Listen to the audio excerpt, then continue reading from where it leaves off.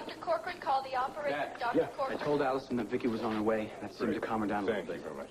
Why is this young man allowed in my daughter's room and I'm not? Warden Perkins, am I glad to meet you? I'm Dan Wolick. Your son? Sir? Allison thinks quite a lot of you. I feel the same way about her, sir. I know she's going to pull through. And as soon as she's finished talking with Vicky, I know she's going to want to see you right away. Oh, there's that name again, Vicky Buchanan. My phones have not stopped ringing with reporters since that woman started spreading her lies. Oh, no. What if they're not lies, Warden? What if Allison supports what Vicky said? Look, I know my daughter. She may have been weak enough, well, to give in to Mitch Lawrence. Many girls her age were. But she's incapable of anything like kidnapping. Yes, sir, I agree. She could never kidnap anyone unless she was programmed by Mitch. Program? What? Now you're saying my Allison is some kind of robot? To the allergy control. Look, it's obvious that Vicky Buchanan would do anything to stay out of that sanitarium. Everyone knows about Nicky Smith. Well, I'm certainly no expert on Nicky Smith, but neither are you. Warden Perkins, why don't we go get some coffee and give Allison a chance to talk to Vicky? Okay? I am going to see my daughter. Certainly may, but not right now. We need to let her have some time so she won't hurt herself. So Danny is grown up now, and he was seeing, thank you, seeing Allison, right? And Right. and Larry is, no, Larry's single again, right? Right. Okay. Okay, perfect. You're ready to see Allison then. By myself? I can't do that. Well, Vicky, it won't look right for me to walk into the hospital with you. I don't care how it looks. I need you there, please. I mean, I can handle Larry and Dan, but what about other people? I mean, people that I don't even know I know. All right. Okay, but I'm not going to be able to cue you on who we see, what faces we run into, anything like that. You're going to have to wing that. Just Okay. give us most of the Maybe time, all right? maybe on the drive over you can just tell me any more things that you think I should know. Okay, now first, in the meantime, concentrate on Allison. Allison, okay, wait, Allison Perkins, she was run over, hit by a car last night, and before she was hit, she confessed to me that she was the one who stole Jessica, and she made it look like Nicky Smith did. Oh, God, I can't do this.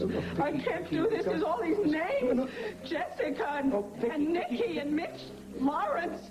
People in a puzzle I don't know anything about. Hey, listen to me, listen to me. Now, when you talk to Allison, if she tells you the whole story, if she mentions particularly the person that was involved in this with her, we will know who it is that's trying to ruin your life. Okay. Oh, I don't... Wait a minute. Huh? What, Vicky, what? Oh. Oh, God, help me. It's going to be fine.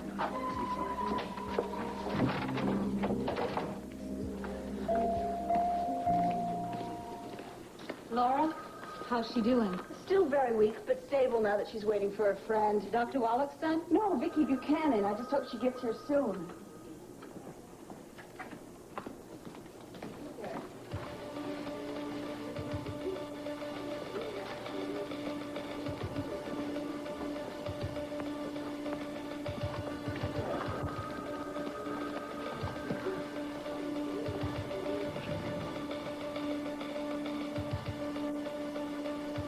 Dan?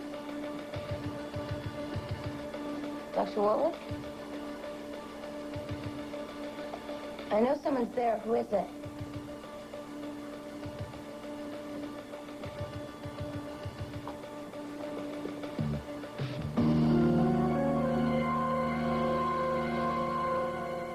Administrative assistant.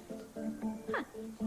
Need fast learning individual for fast growing corporation automotive parts. Ew. No. Oh, here's good. A gal Friday. Yeah, it could be me. Do you want a steady income and a real challenge? Join our growing plumbing plumbing with these nails not on your life. Yeah, I just don't understand why there's no good jobs out there anymore. There's got to be something. Honey, great news. Got the rest of the day off. Tina? Oh, honey, well, that's wonderful news that you have some of the day off, but I still have to find a job for me, you know. Oh? Been thinking about joining the workforce, huh? Well, what's so funny about that? I mean, now that we've given the deed back to Asa, we're not millionaires anymore, right?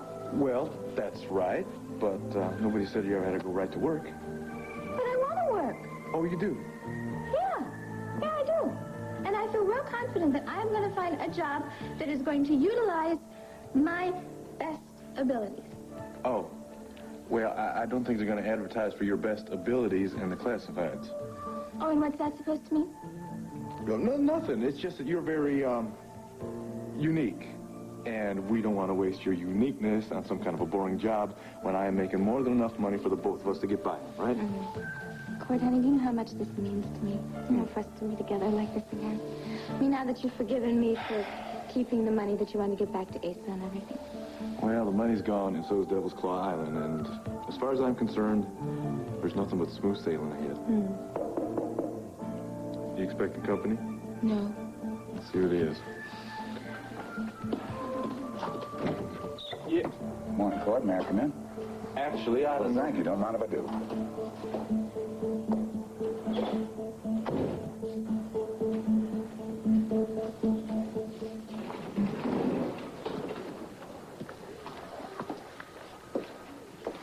Tom, I don't think I can go through with this. Now, come on, sure you can. I'll be right by your side all the time. What if I say the wrong thing? What if I do the wrong thing? If anybody finds out that I've lost 8 years of my life, Tom, Nobody is going to notice a thing. You play bridge, right? Just make them believe that you got all trumps. So. yeah, but what if they figure out that I'm bluffing? I mean, I'm already suspected of being Nikki Smith. If they find out that I've lost my memory, then they'll think it for sure. Vicky, you've got to risk it. That's all there is to it. You've got to find out what Allison knows. Mrs. That's why I Buchanan? say... Allison's been waiting for you, but you mustn't stay long. She's still very weak. Oh, okay. Well, I'm as ready as I'll ever be. Yeah, okay, Then we follow understand. me. Right. Vicky, Tom, I'm glad you got here so fast. Oh, I'm so glad you're still here. What are you doing here? I'm not here to hurt you. Yes, you are.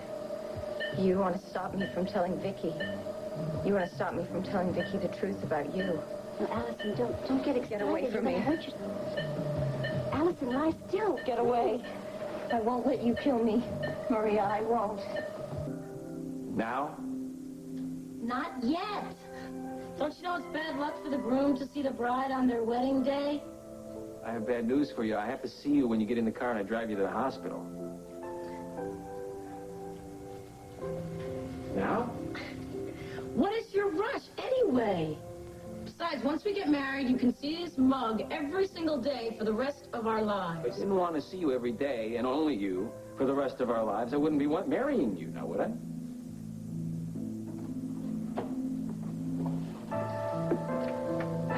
Okay, you can open your eyes now. Wow. I know this isn't a traditional wedding dress, but this isn't a traditional wedding. I mean, how many girls get to take their vows in a hospital room? Connie O'Neill. You are the most beautiful bride that ever was and ever will be. For you. Oh, these are lovely. Thank you. Yeah, well, I thought I'd shower you with flowers in case you were thinking of changing your mind. Hey, you're not getting cold feet on me, are you? Me? Mr. Cool? I'm terrified.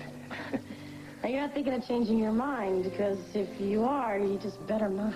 I was never more sure about anything in my whole life. And you don't mind waiting? I mean, you don't mind, going ahead with the wedding instead of waiting like we planned? Are you kidding? After what happened in this house yesterday, I want this to be as official as you do. Besides, anybody can get married in a church, but a hospital room, now that's original. Yeah, it's original. You know what Larry told me? He said that Pete was so excited to give me away that his recovery will happen faster than they even imagined. And Dee Dee's been there all morning preparing. I think it's made her forget a little bit of last night. Yeah, well, I haven't forgot, even if she has. I mean, when I was standing out there with the policeman, all I could think of was, please, please don't let me lose her. Brad, do you know how lucky we are? Tell me.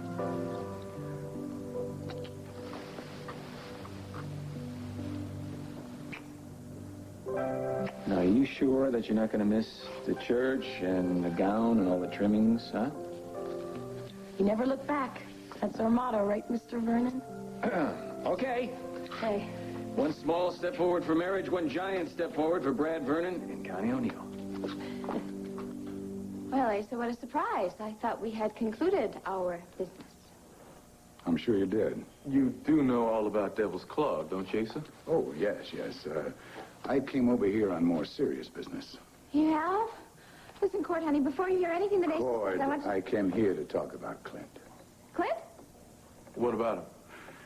Somebody has got to talk some sense to that man, and Lord knows he's not going to listen to me. That's it? That's all you want to talk about? You want to talk about Clint? Please just let the man talk. Cord, he confides in me. I mean, you know what he's thinking his problems are? Yeah? He tell you what's happening with Vicky? Well, we did have a long talk last night. I figured that. Of course, I had to hear it secondhand, but the point is, we cannot let him do it. Do what? Would somebody tell me what's going on here? Clint has made up his mind to take the boys to Arizona.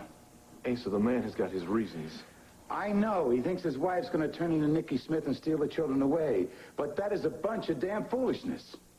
Come on, Asa. Now, it's not like Vicky hasn't turned into Nicky Smith just a few times before here. Not this time. And for the life of me, Cord, I cannot believe that he's thinking the worst. Well, I can. I mean, the police have plenty of proof. They have evidence. Evidence, proof, what? He's going to throw away his marriage, his happiness, his family, on account of some strands of red hair and a wig? Asa, I've already told you, I tried talking to Clint last night. And if anything, he is more resolved than ever to get those kids away from Vicky. Why? And don't tell me it's because of Nicky Smith. There's got to be something more important than that. If it is, I can't say. Can or won't? Look, whatever Clint told me, he told me in the strictest of confidence. Now, I'm sure you wouldn't dream of asking me to betray that confidence, would you, Asa? Oh, no, of course not. Asa firmly believes in keeping confidences, don't you, Asa? Sometimes. But I cannot sit by and watch the finest marriage I know go down the tubes. Asa, believe me, if there was something I could do here, I would do it. Well, me too. I mean, Vicky and I have had our ups and downs, but her happiness means the world to me. If we all feel that way, we've got to come up with a plan. Because if he takes those kids away, there will be no marriage to save. All right, look, I've got an idea here. It's a long shot, but it's better than just throwing in the towel, right? Honey, what are you going to do? Well, it takes too long to explain, Tina. If it works, you'll find out soon enough. Well, is there anything I can do, Cord? Yeah, you can get the hell out of my apartment. See you later, Tina.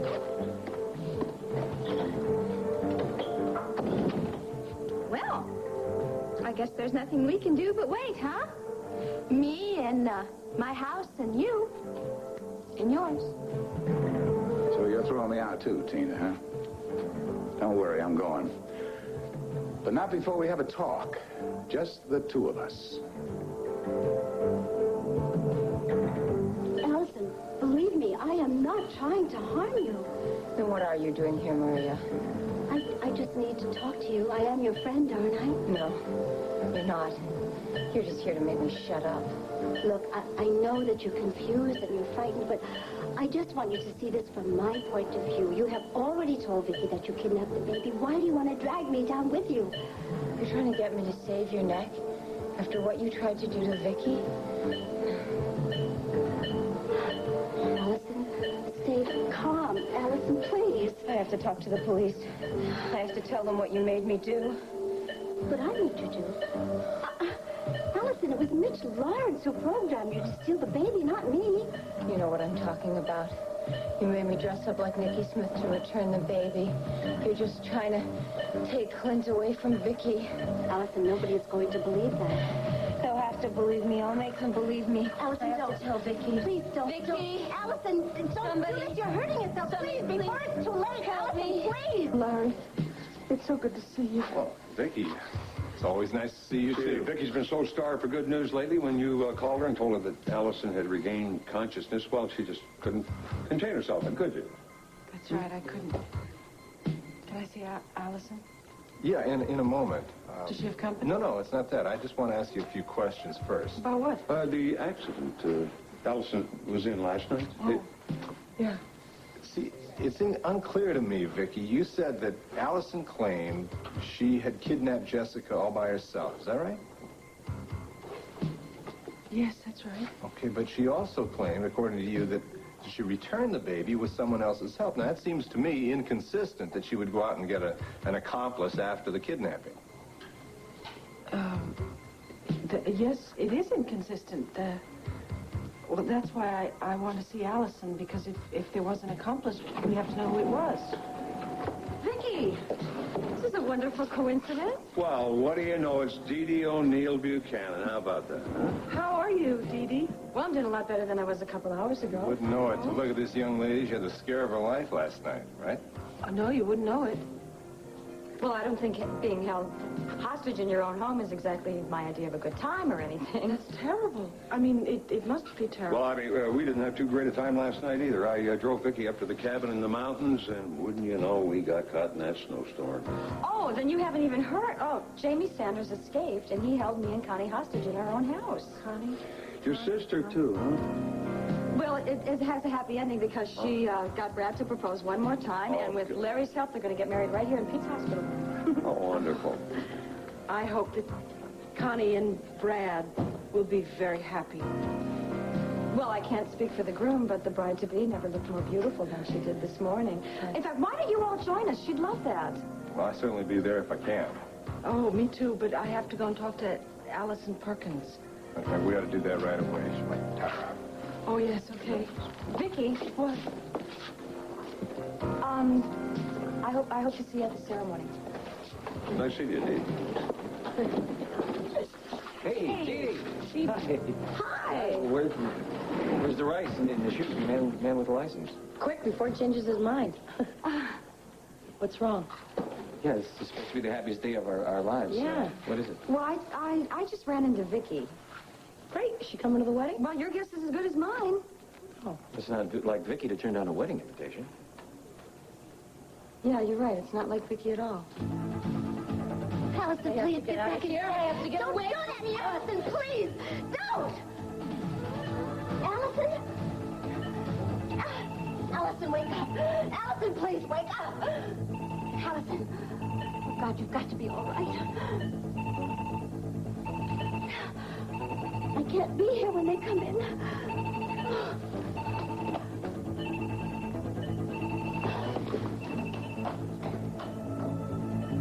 All right, I don't want you to stay in there too long. No, I understand, but I have to talk to her about the kidnapping, and I want you to be there to hear it, and you too, please. Dr. Wallach, there's something wrong in Allison's room. Allison, nurse, help me up here. What is it? Tom, take Vicky upstairs. Vicky, come along. What happened here? I'm sorry. Don't worry about it. Just take care of it. What happened? It's a good question. What the hell did happen? Yeah, not much you don't. I tell you, it's just you're so transparent, Tina.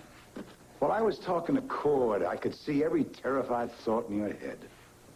You know, it's amazing to me that such a big man can be so small. Now, let's not hostile, honey. Your secret is safe with me for now. In return, I want you to do me a small favor. This look familiar? Yeah. Yeah, it's the deed to Devil's Claw. We're not going to give it back, are you, Cord? I'll never accept it. Who said anything about giving it back? You and I know what happened to that Caribbean paradise. Thanks to Colonel Dimitri, the jewel of the Caribbean was pulverized, right? I know. I'll never forget the explosion. The whole island blew up. And it all started with 1,000 acres of prime Texas land that went into $1 million, and that bought a lovely island, which was destroyed with one big boom. Are you with me so far? Unfortunately, yes. We know the island is worthless. You and I know that. But, Tina, I want to paint another picture. You mean you want me to lie? I want you to listen. No matter who you talk to about your adventures down there, I want you to rave about it. I want you to make Devil's Claw something that's like a heaven here on earth. But the island blew up. Not according to news reports. See, the government didn't want anybody to know what happened down there. The story never got out. Well, how'd you find out then? Oh, I forget. Your sources. Now, to the whole world, Devil's Claw is just like it was, a Caribbean paradise, and that's the way I aim to keep it. You know, Asa, honey, I think you'd have a lot easier time trying to sell the Brooklyn Bridge. It's pretty hard to try to sell an island that doesn't even exist anymore. When will you learn, Tina? I know what I'm doing, honey, especially when it comes to dealing with Pamela. Pamela? What does she have to do with Devil's Claw? Never mind. Just remember, when she asks you about Devil's Claw, it is Shangri-La. Oh, no, I am not going to lie to my friend. No?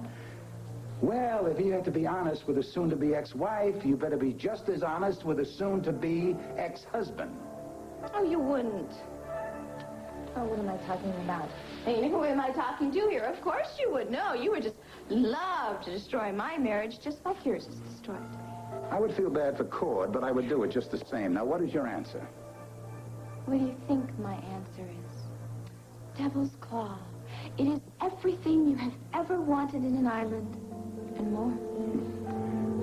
You're a clever lady. You know what keeps marriages together today, Tina? Lies and more lies. You're right, Father. This is the room. Brad, I've performed the wedding ceremony in some unusual places, but this is a first for me. Hi, Father Gus. How are you? Fine. Father Gus, thank you so much for agreeing to marry us here. Do you think I would let anyone else marry Harry O'Neill's little girl? Now, where's the hero? The hero's over here, Father. Don't worry. Now, look, you've got to keep these heroics to a minimum. Tell a man, Brad. He's got to stick around long enough to bounce the grandnieces and nephews on his knee. Yeah, one thing at a time, Father. Do I look all right? You look gorgeous. Now stop. No. Look at Brad. Now, that's gorgeous. Yeah, but you've never been more beautiful than you are right now. I love you, Dee Dee. I love you too. No, look. It's not too late for you to back out of this, you know. Why? I'm crazy about that. Well, I don't question that. I know that, but you wanted a real wedding. You wanted to walk down the church aisle. This is a real wedding, Dee Dee. When two people love each other as much as Brad and I do, it doesn't matter if they say I do in Yankee Stadium or a phone booth, as long as they mean it. And we do. We mean it. If you're ready, Father. Oh, in a moment, Brad. I need a word or two with the matron of honor. Excuse me? You know, I was really mad at you last night. Oh, come on. No, I mean it. Sneaking into the house to rescue Connie and Dee Dee, you got off lucky, you know that? Are you through? No, there's something else. You know what really burns me up is that you thought of it before I did. All right, listen. Next time, I'll let you be the hero. Look, I know you're going to make a good husband to Connie. Because if you aren't, I'm going to hunt you down and nail you high to the wall. A nice, tender, touching moment. Thanks. I needed that. Well, you guys are pretty cheerful. Well, if a man can't laugh and have fun on his wedding day, when can he? Are you happy, sweetheart? Really? Yeah. Brad Vernon is actually blushing. I am not this college type, that's all. That's the power of love. It's very strong. Well, you don't have to tell me that. This man has made my life amazing from day one, with a lot of surprises. Just better not change, Brad. Yeah, come here. Well, on that note, if the best man is ready, Right. and the matron of honor, Ready? well, in that case, let's take our places and begin.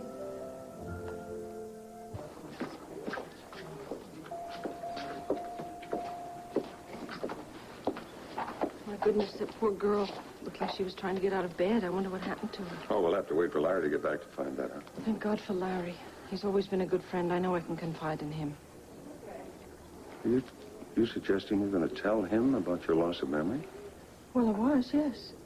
Tommy's always been a very close friend, and he's a doctor. If he can't help me, who can? Oh, sure, but I thought he was one of the people that doubted you, wasn't he? I don't know. Well, I guess I won't say anything then.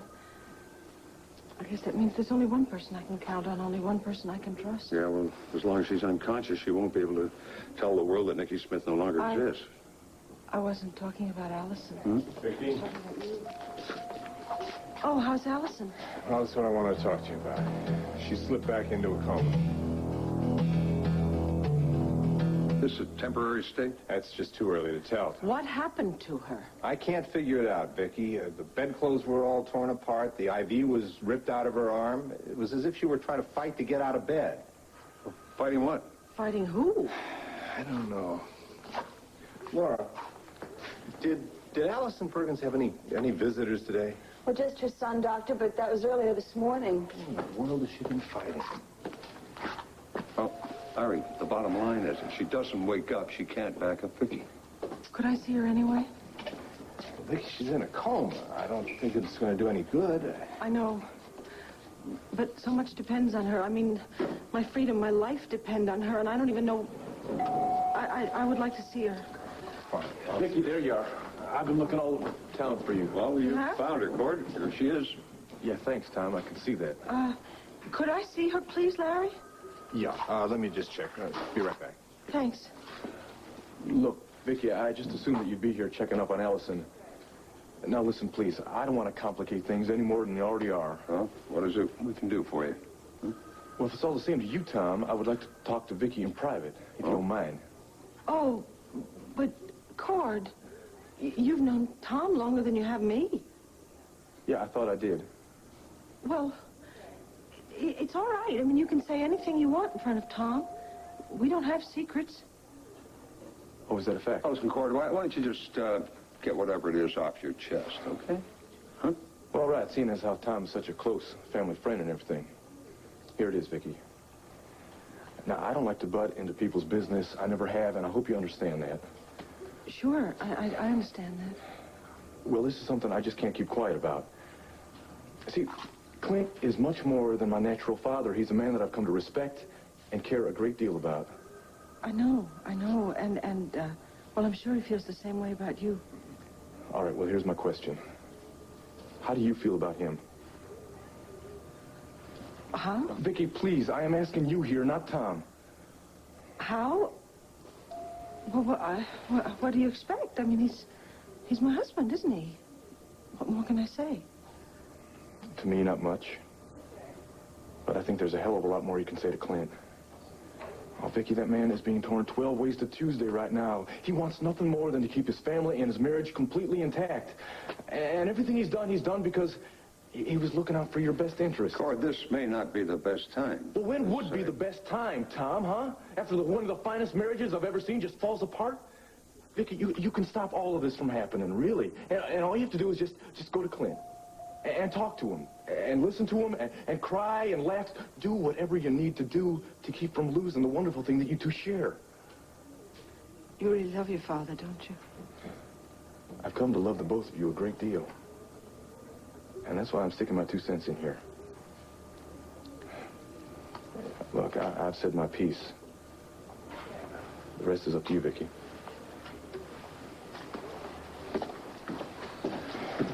He's quite a headstrong young man, but I must say, I still respect him in spite of the way he feels about me. I feel like my head is spinning. I'm in some sort of a strange funhouse, and everywhere I go, it's something weird and new. You handle yourself very well with Cord there. What do I do? What do I do about what he wants me to do? How do I go ask for a reconciliation with a man I don't even know? Well, you can't put off seeing Clint forever. I know, but I can't go see him alone, Tom. I can't do that. Vicky, I'm afraid you're going to have to. I can't. If I say something wrong, he will know immediately that there's something wrong with me. Well, look, it would be all right with me, do you understand? But if I go with you, it's just going to mean another fight. As soon as you wouldn't even be able to open your mouth, then you know what happened last time Clint and I were in the same room. We should all just go back to the cabin and have another fight. Maybe my memory will come back. You're going to be fine as long as you have that sense of humor. It's bad enough to lose my memory. If I lost my sense of humor, I'd be left with nothing at all. Except you. Oh, I'm sorry. Well, I'm not. I am. I know it is not fair of me to lean on you like this. It's just that every time I look at you, I think I'm back with my... Vicky? All right, Allison is comatose, but if you'd like to see her, I guess it'd be all right. Thank you. Will you wait for me? What do you think?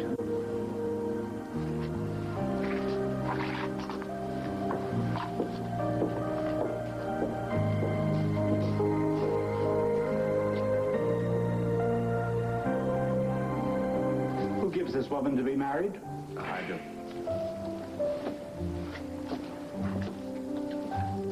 Connie, you take Brad to be your husband, to love and to cherish him now and forever? I do. Brad, you take Connie to be your wife, to love and to cherish her now and forever?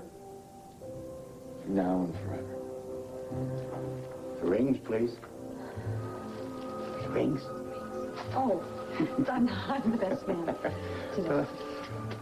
I haven't had so much fun since the 60s when I married 100 flower children in Lambview Park. And most of them are still married, I'll have you know. When I marry them, they stay married. It means that, Brad. It's too late now. Connie, will you repeat after me? With this ring, I pledge my love. With this ring, I pledge my love. Brad, with this ring, I pledge my love. With this ring, I pledge my love. Words change. The ceremonies change. Vows are eternal. Connie, Brad, it gives me much happiness to pronounce you now husband and wife. Well, go on, man. Kiss her.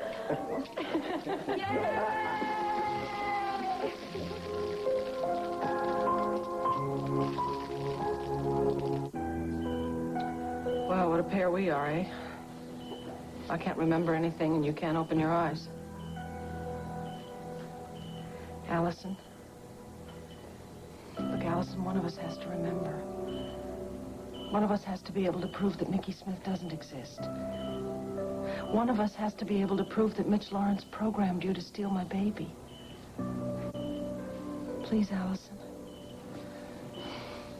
Please, wake up. And tell them that you stole Jessica, and tell them who helped you to return her. Allison, I am so terrified. I cannot pretend to remember faces that I don't know, or to know people that I don't know, or to love a husband that I don't love. But you could help me, because I really do want to be myself again. Allison, please come back and tell us what happened. And then we can both lead new lives. We could help each other then. But you have to wake up, Allison. You have to wake up. Who are you? Mr. Buchanan, I lied to your butler and told him you were expecting me. My name is Kate Sanders, and I have to talk to you. It's important. Kate Sanders. Oh, you're the young lady that helped Cole with his troubles in the Caribbean. Sit down. Sit down. Let me get you a drink. Oh, I tell you, it's a real pleasure to meet you, young lady. What would you like? Club soda will be fine, Kate. Oh, just coming right up. And now, what can I do for you? Well, as I understand it, court has signed over the deed to Devil's Claw Island, and it's yours now. Isn't that right? My, good news does travel fast. Well, Mr. Buchanan, I'm here because I want that island. And every time I close my eyes, I see the headlights and then the car swerving, and then... Allison, I keep asking myself why I didn't scream. I mean, if I had, she would have heard me and jumped out of the way. Maybe. Maybe. How is she, Larry? She's gone into a deep coma. Oh, no. And the thing was, a little while ago, she was fine. And she was responsive. I checked her blood pressure was steady. Her respiration was normal. Well, was she able to talk?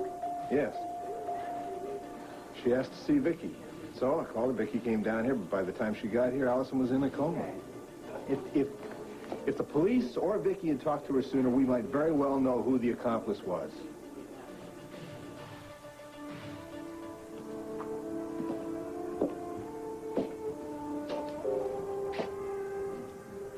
I will never let him take my children away from me, never.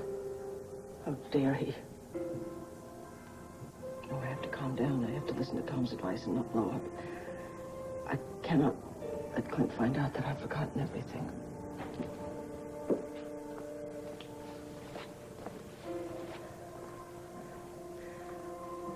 I'll just say to him very simply, look, Clint, I know you have doubts about me, but they're my children, too, and I need them.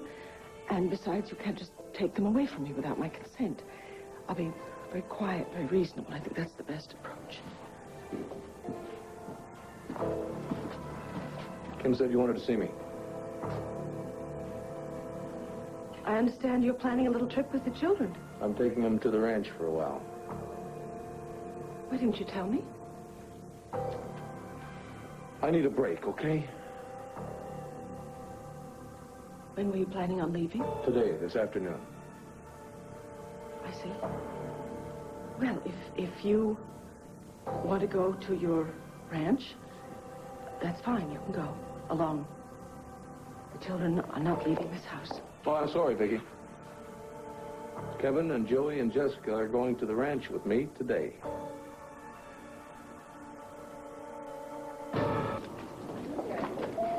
Larry, do most people with injuries like Allison slip in and out of consciousness like this? That's not unusual with a head injury. And you see, with Allison, the coma is very serious. I mean, she has what we call an unarousable unresponsiveness. Also, there's some basic primitive avoidance responses which are absent. She could very well never come out of it. Do you know why she slipped back like this? There's guesswork right now. You see, when I went in there to see her, her face was was panicked. The bedclothes were strewn about. It was like she was trying to fight her way out of bed. Well, did the nurses see anybody, hear anything? No, they don't know anything more than we do. See, this is an open ward. Anyone could have gone in that room. Could we discuss this quietly and reasonably, please? I mean, you never even asked my consent. You never consulted me. How was I going to consult you? How the hell was I going to consult you when you were holed up in that mountain cabin with Tom Dennison? I was not holed up. There was a snowstorm. We were waiting for the plows, and that has nothing to do with it. You cannot simply take my children away from me. I'm doing what's best for them. In whose opinion? Mine. And if you would consult with a psychiatrist, I think you'd find that the psychiatrist would back me up. You would like that, wouldn't you? Vicki, open your eyes. Open your eyes. Kevin is having nightmares. Joey is back to sucking his thumb. They're suffering, Vicki. They have to get away.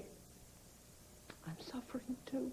I know you are, and so am I, but that gives us no right to inflict our misery on three innocent children. Kevin and Joey still haven't gotten over the trauma of Jessica being kidnapped. They can't take anymore, Vicki, and neither can I. The children are suffering because you and I cannot settle our differences.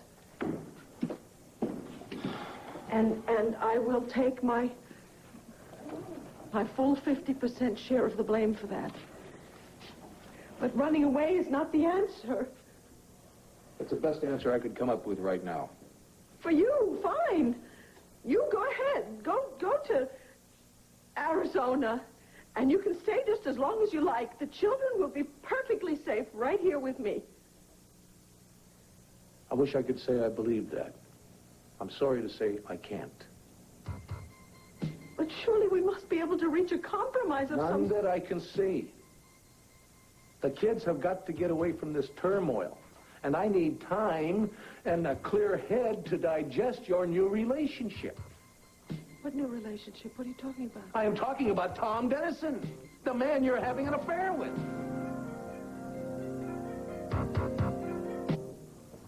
You were very brave, risking your life to save Connie and Dee Dee, and I'm very proud of you.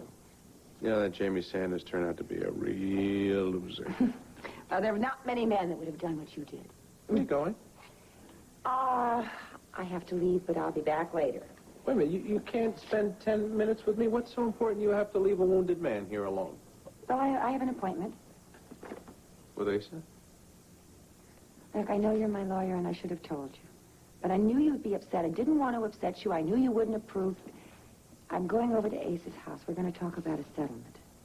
You get on the phone right now. You call Ace and you tell him you're not going to dance to this tune. No, I am not going to play those games with Ace, Pete. We're not playing games. This is a divorce. We're serious. I know that.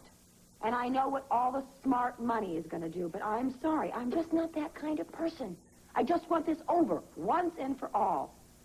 Come on, don't look at me like I'm some kind of a lamb on my way to the slaughter. I know Asa and his shenanigans. I'm not going to fall into any traps. Asa is a master manipulator. You can't believe a word he says. I think I know him as well as anybody. Wonderful, wonderful. You're going to drive me nuts. I can't get out of this bed. I can't. You won't listen to me. I'm going to be fine. Now, don't worry. All right, now listen to me. I can't stop you. But you're going to listen to what I have to say before you go, all right? Mm-hmm.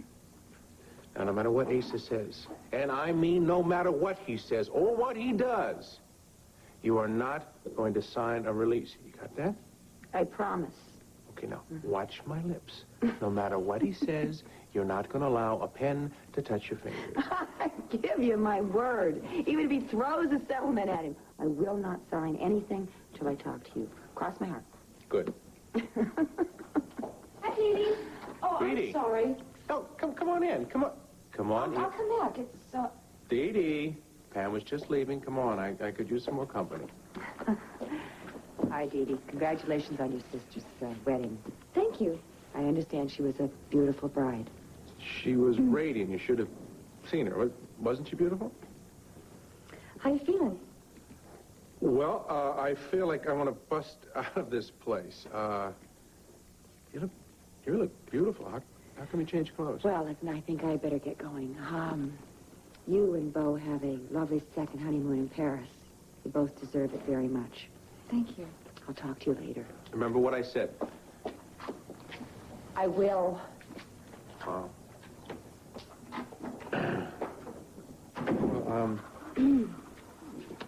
gee, you look like maybe you have something to say to me?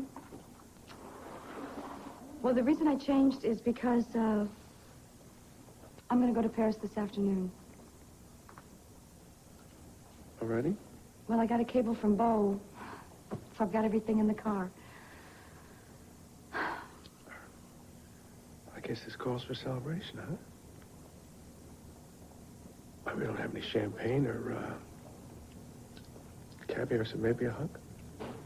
You got it.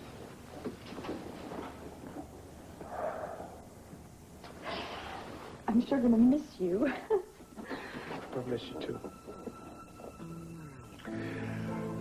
How long's the flight to Paris? It's, 7 hours, and, I get there early tomorrow morning, and Beau will pick me up at the airport. There's a little sadness flying around this room, you know. Well, I feel terrible. You're in the hospital, and I'm leaving you here all by yourself. Well, I'm a big guy. Aren't you used to a big family by now? Aren't you going to miss us, Joy's in Vienna? Connie's going off on her honeymoon. I don't know when she's coming back. I'm going off. You're going to be with your husband, which is where you're supposed to go. I love him so much. I decided that wherever he goes, that's where I'm going to go from now on. Good. I just hope that big lug knows how lucky he is. Me too. I just feel so bad that I'm going to leave you all alone in that big empty house. Who knows? Maybe it won't be empty that long, huh? Well, the way I understand it, Miss Sanders, the Devil's Claw is nothing but a sand pit in the jungle with a great big bomb crater in the middle of it. Why would you want some island like that? I'm a naturalist, Mr. Buchanan, not a businesswoman. When Colonel Dmitri blew up Devil's Claw Island, he destroyed not only his hideout, but also uncountable species of plant and animal life as well. Yes, I imagine he did. He also made it pretty worthless as a piece of real estate. Well, you still have not answered my question. I want to establish a wildlife sanctuary. The jungle recedes itself quite rapidly in that climate, and I think within a few years, Devil's Claw Island could be a refuge for the Caribbean's endangered species. What is your proposal? Well, you're a philanthropist. I believe in the last year alone, you've donated over $2 million to charitable organizations and nonprofit funds. So? Well, I'd like you to donate Devil's Claw to my organization, Earth Peace, so that we can turn it into the natural sanctuary so desperately needed in that region. Well, it's not. You know, I generally don't give something for nothing. I mean, reputation notwithstanding. I didn't reach where I am by doing that. I realize the new tax codes have gotten quite difficult, so we're willing to make a token offer. Even if I could give it to you, honey, I promised to somebody else, and who's real eager to have it. Who? Well, wait till it's signed. I'd rather not say till it's signed.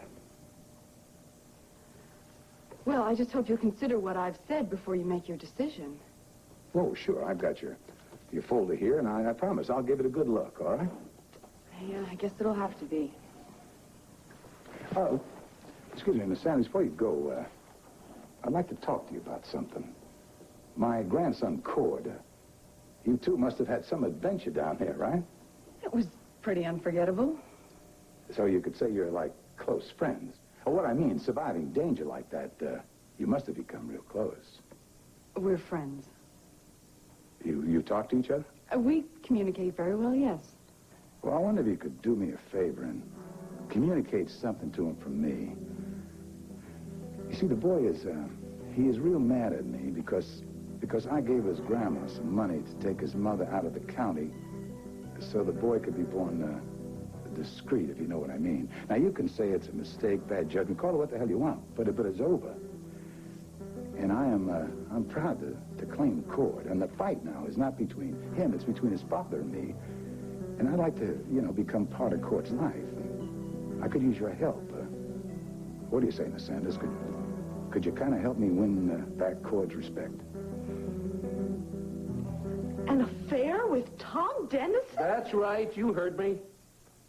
He said that's why you hit him. You're damn straight I hit him. What'd you think I was going to do, hand him a bouquet of flowers? It's so obvious to me that you know absolutely nothing about me. I am not the kind of a woman who would cheat on her husband. I used to think so at one time, but not anymore. Not after that eyeful I got up at the cabin.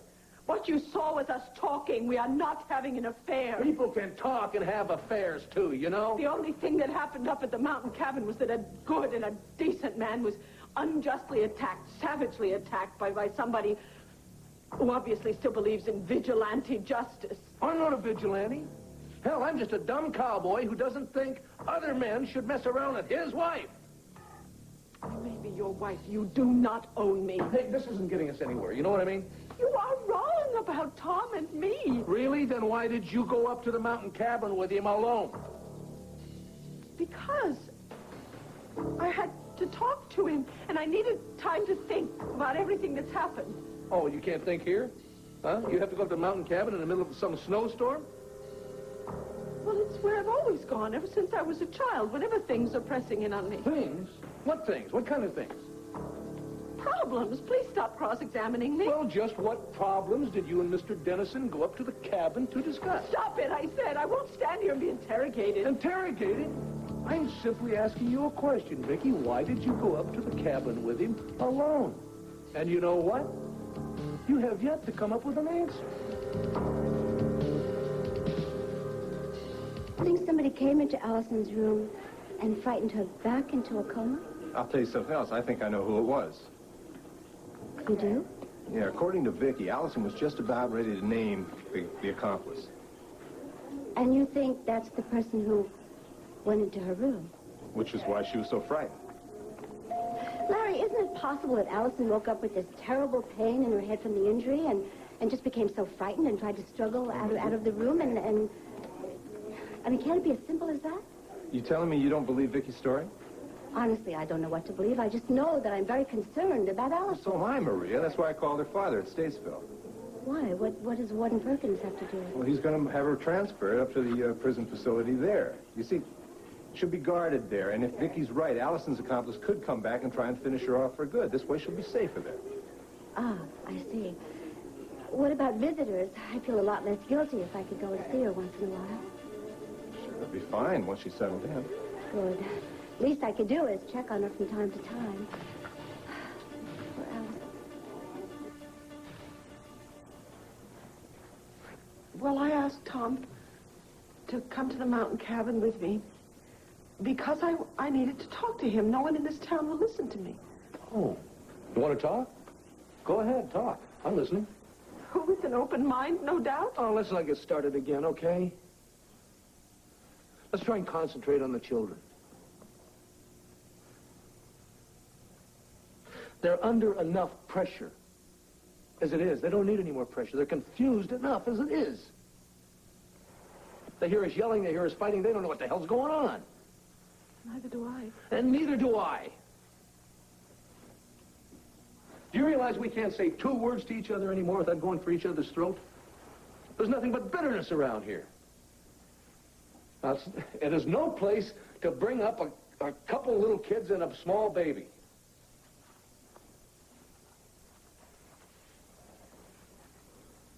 Vacation at the ranch is the best thing for them. They'll have fresh air and sunshine and regular meals and exercise. It's an atmosphere where kids can flourish. They can grow in it. Well, it's not very good for children to be separated from their mother, you know. It's not a separation. It's a vacation. And you can call them anytime you want to. I don't want to call them on the telephone. I want to hold them in my arms. It's not going to be forever, Vicky. It is not going to be forever. Don't you understand? They need a ceasefire, and damn it, so do I. Look, I promise you I won't fight with you anymore. I'll stop arguing. I swear it. Right now, you can't help it. And I can't help it. Don't you see, we're not the only ones with problems. Vicky, Kevin, and Joey went through their own private hell when Jessica was kidnapped. They have open wounds that need healing up. Some time at the ranch will do that for them. Do they want to go? They're looking forward to it. They'll miss you, but yes, they want to go. It's the only solution I could come up with.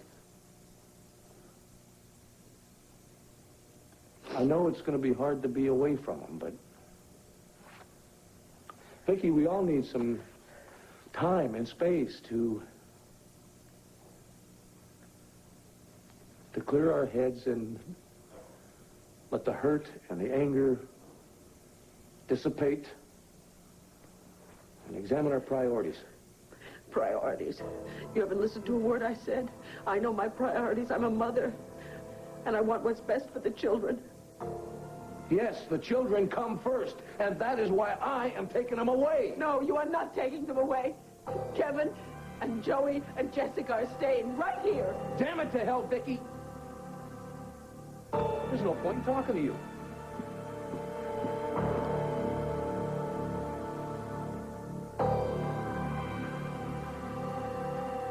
Cord and I have an interesting friendship, Mr. Buchanan. We get along fine when we're alone, but I don't think his wife has taken quite a liking to me yet.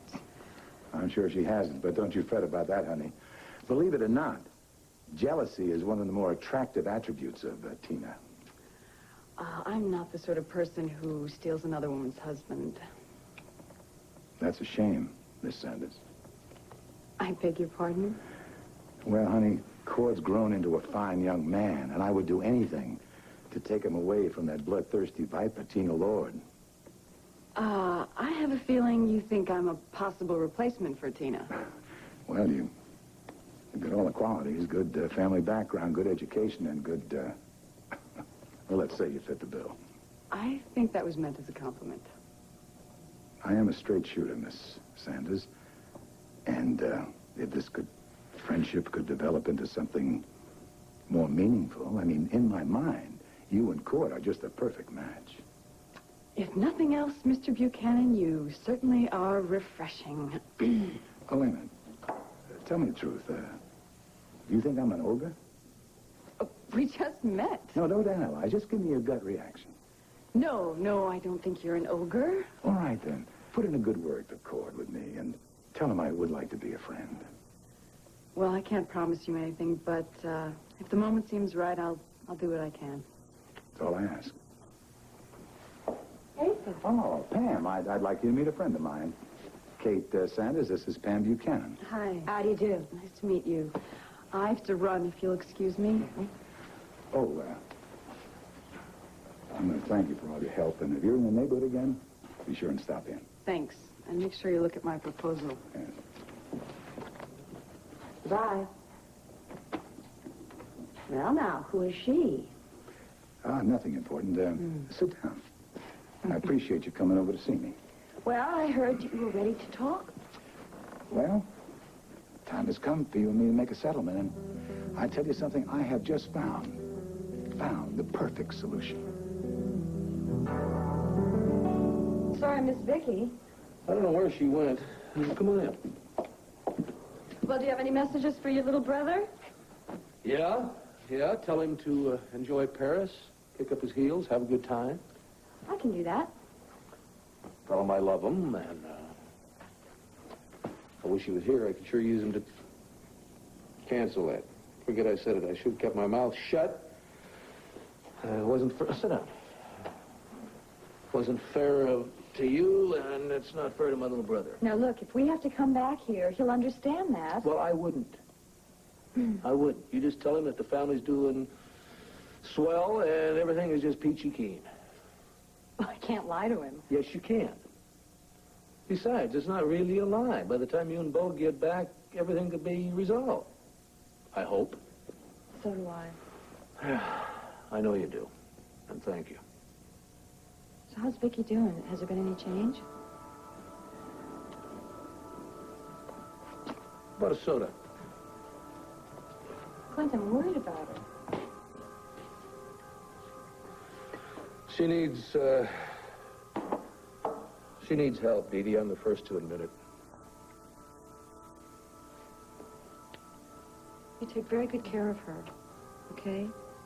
And you do everything in your power to hold this marriage together. I'm doing the best I can with what I got. I know you are. Sometimes it just takes a lot of hard work to keep a marriage together, you know?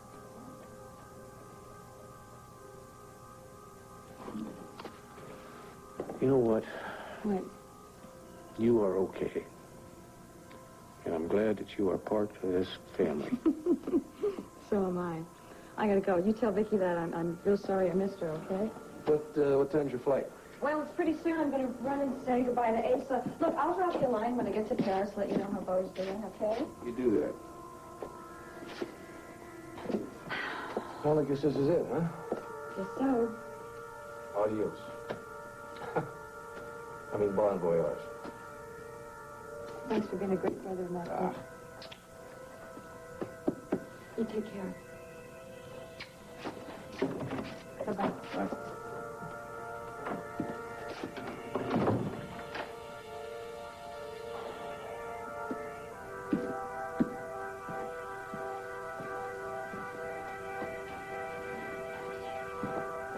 He doesn't care how I feel. He's taking the children whether I like it or not. Vicky, I'm sorry. I mean, he accused me of having an affair with you. Yeah. I tried very hard to be calm, but I said some awful things to him. How could you help yourself, huh? I don't know what to do. I can't stop him. Well, actually, yes, I could stop him. I could take him to court, couldn't I, and get an injunction to stop him from leaving the state with the children, couldn't I? Court is one place you do not want to go. Why? Oh, why? Because I've been booked on suspicion of kidnapping? I mean, that's so ridiculous. They can never prove it. Who ever heard of a mother kidnapping her own baby? Vicky, forget about court, please. Why? Oh, you think that I would lose a custody suit because Clint has threatened Dad, hasn't he?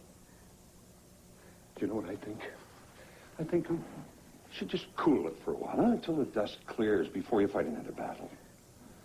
And just accept his decision. Look, Clint is a very loving father.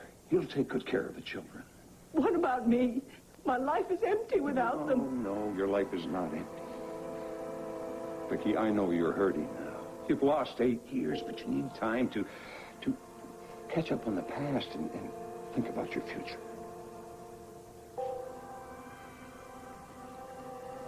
I wish I knew this Clint a bit better. Maybe I could trust him. Well, you can. Look, he's a very loving father.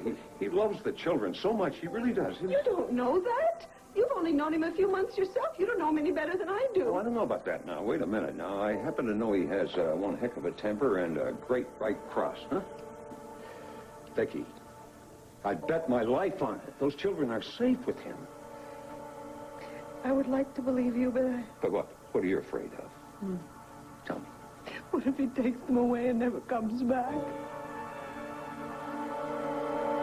Okay, check his temperature every 2 hours. If there's any change, let me know. Dan, hey, I came to see Allison. How is she? Yeah, I've been trying to get hold of you. Look, stay on over here, son. What's wrong? She's not worse, is she? Dan, I'm sorry. I'm afraid she is. No, but she was talking to me just a few hours ago. What happened? I understand.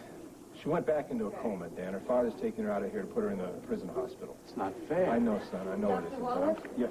It's Mrs. Rimbold in 411. Dr. Warnett wants to alter her medication, but he said to check with you first. Fine, thank you. Excuse me a second, Dan.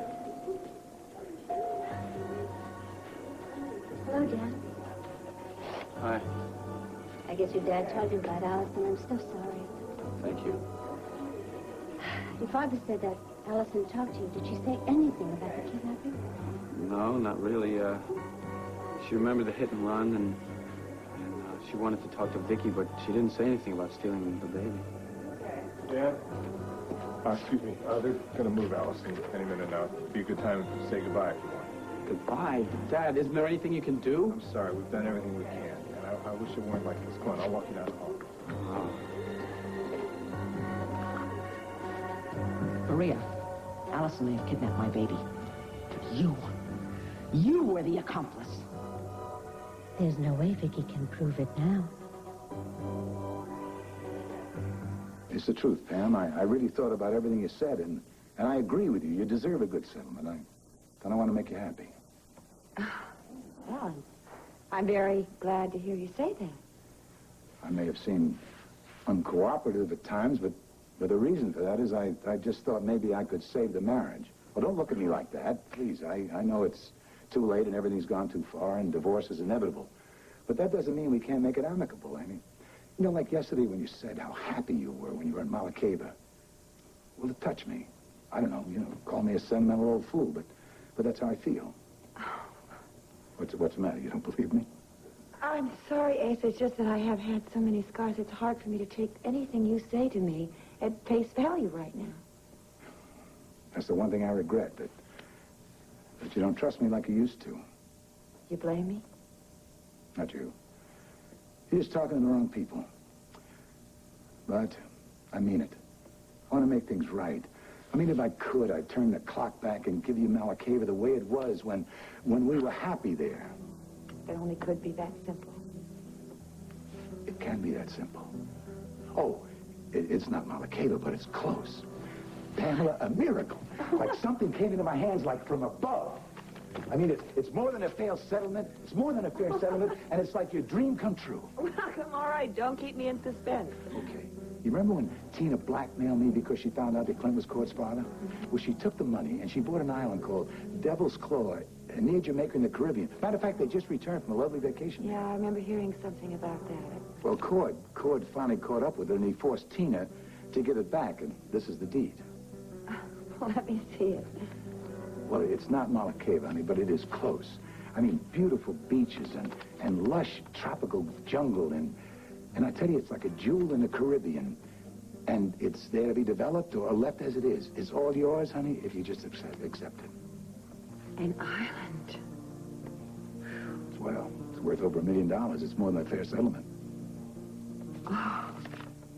Well, I would love to be back on an island again, maybe back to nature. It's a perfect place. What do you say? I'm intrigued. Oh, I knew you'd love it. What I really like most of all is your change in your attitude. It took me a while, honey, but I finally saw the light. Come on, let's do this ourselves. Okay. Now, this is a release here, and you sign here, and put your signature here, and then my lawyers will transfer the deed. My own island. Use your pen. I can't. Of course you can. 2 signatures, it's done. No, I told Pete I wouldn't sign anything without talking to him first. Damn it. This has nothing to do with Pete O'Neill. He's my attorney. We don't do this ourselves, honey. You can forget it. Look, I'm not signing anything without talking to Pete about it first. Do you understand that? And before you say to hell with you and get rid of me, I'm just going to leave myself. Goodbye. Thank you very much for a very interesting conversation.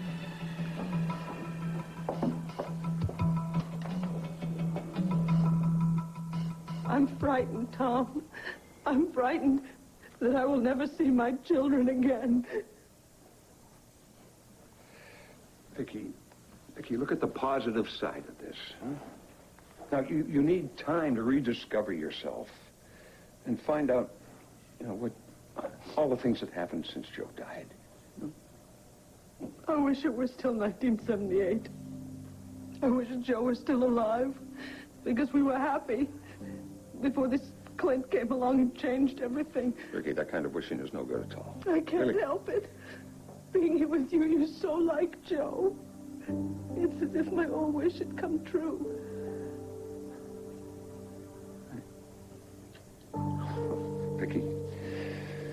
Vicky, I'm not Joe. I'm not Joe. Clint is your husband. Now you go home, okay? You go home, please. Go back to Landfair and say goodbye to Clint and the children. Please.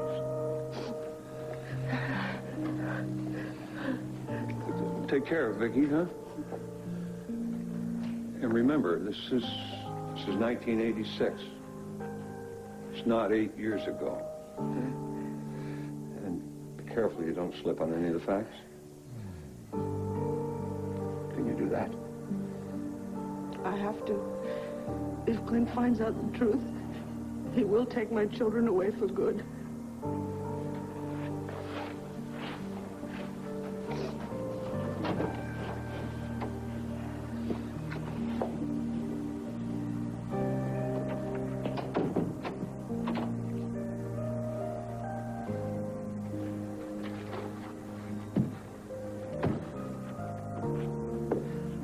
Dennis, knock it off, will you?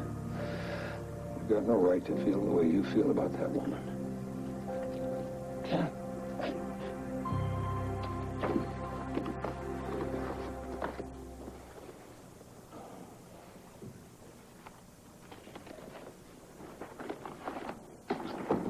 The boys are packed and ready to go, so Kim's upstairs dressing Jessica and getting her things together. Oh, great, Hearn. Then we're all set. Here you go. Very good, sir. Well, you outlaws ready to hit the trail? Sure. Huh? Does Kim have all your favorite clothes packed and your teddy bears and all that stuff? We helped her pack too, Dad. Well, good for you. Can't wait to see Diamond and her fall. Yeah. The pony's mine, right, Dad? You're right. You're right. You should see how jealous my friends are. Why? Because you're getting an early Christmas vacation? Huh? Where's Mommy? So, anyway, looking forward to saddling up? When's Mommy coming back? Come here a minute, guys. She's coming with us, isn't she?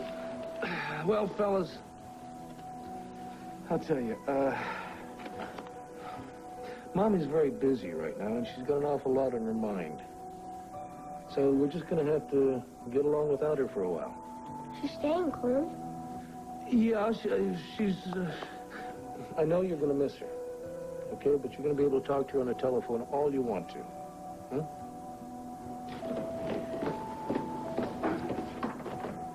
Where is she? Heron? Yes, sir. Let's go. Did Mrs. Buchanan say where she was going? I believe she went down to the carriage house.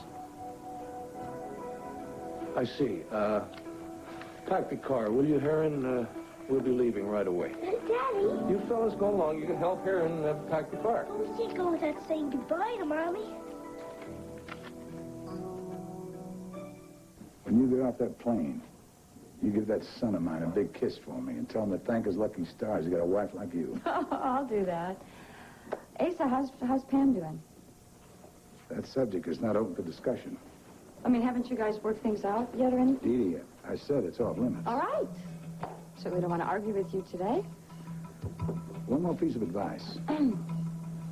Before you get on that plane, forget all our troubles here in Landview. Forget about Landview. And don't tell Bo what's going on here.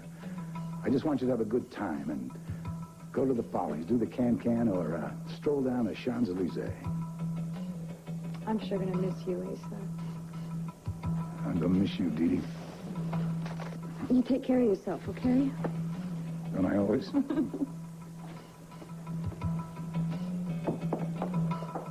What I can't get over is how nice he sounded. I almost sounded sincere. Leopards never change their spot. No, I mean, he got angry when I didn't sign the release, but before that, Pete, he was sincere. I wonder what his angle is. He wants me to be happy. Happy. This is the man who wouldn't settle for less than a pittance, and now he wants to give you $1 million island? It is not the money, it's the idea. He wants to make up for the past by giving it back to me, and I think that's very sweet. It reminds me of the way Asa used to be when I first met him. You're not going to sign a release, are you? Of course I'm not going to sign a release. What do you think? I've gone around the bend? Well, I don't know. I'm beginning to think that way, maybe. I'm not going to sign until I talk to Tina. I mean, she was on Devil's Claw recently. She'll know what it's like. Probably a pile of rocks in the middle of nowhere. No, a jewel of the Caribbean, that's what Asa called it. And you believe that man? Yes. reason why he wouldn't be honest. He doesn't begin to know the meaning of that word. Just wait until you get the truth from Tina, then you'll find out exactly how honest Asa is. Hidden between the rising sun and the New World is Devil's Claw Island, so named for the pirate Grenadier Champlain. A cutthroat and looter, his vessel, the Beelzebub, is said to have brought endless cargoes of treasure to the unassuming little isle. Champlain, his ship and crew were all lost at sea in 1762, but his treasures were never found. Perhaps they are still on Devil's Claw. Hold still. Where the devil is that pacifier? Ah, there we go. The luggage is all in the car, sir, and Kim is waiting outside. Oh, good, good. Okay, guys, mount up.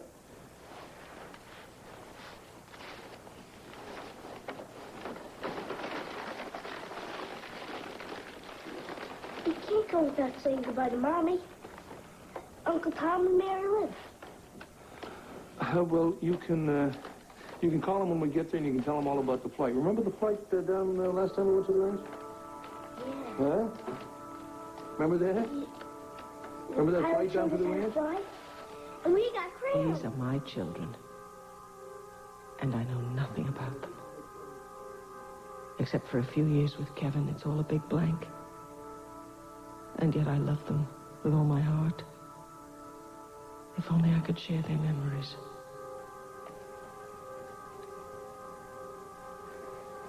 Mommy!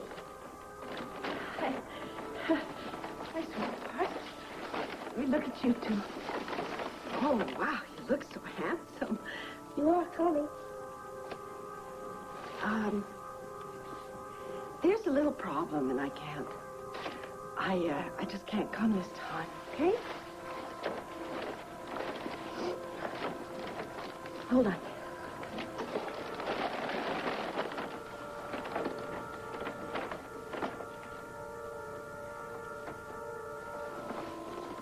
Hello, Jessica. She has a new dress.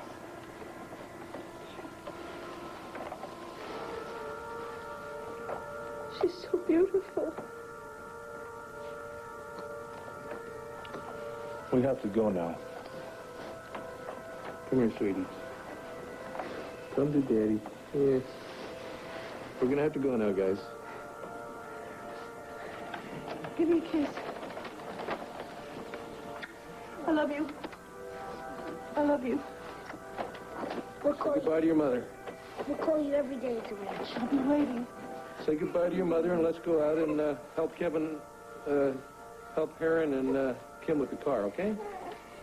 Goodbye, love. No. Goodbye, my darlings. I love you.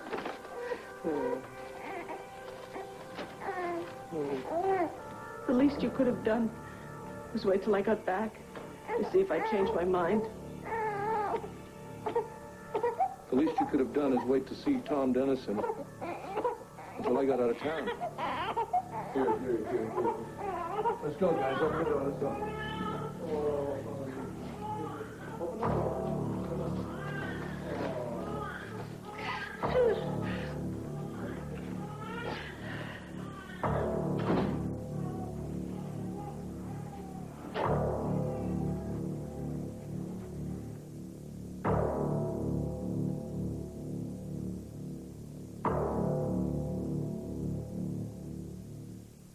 It's a very long story, but just to keep it brief, I know that you bought Devil's Claw Island, and then Cord made you give the deed back to Asa.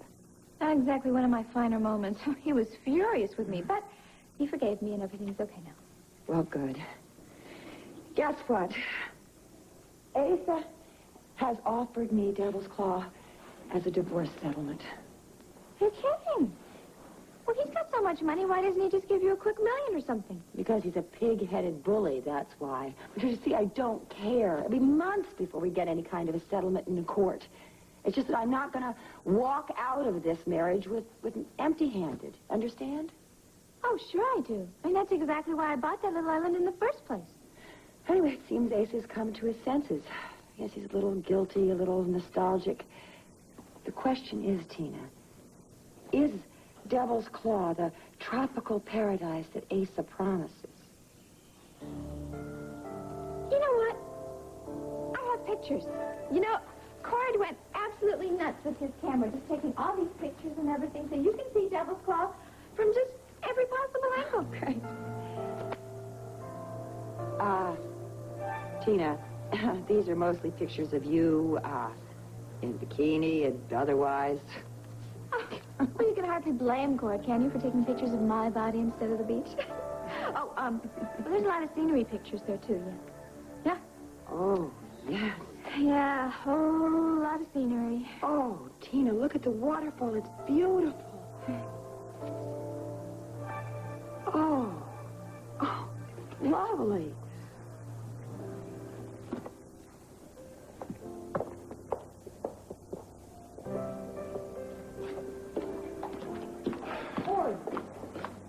Well, if it isn't my favorite environmentalist. Yeah? And how many do you know?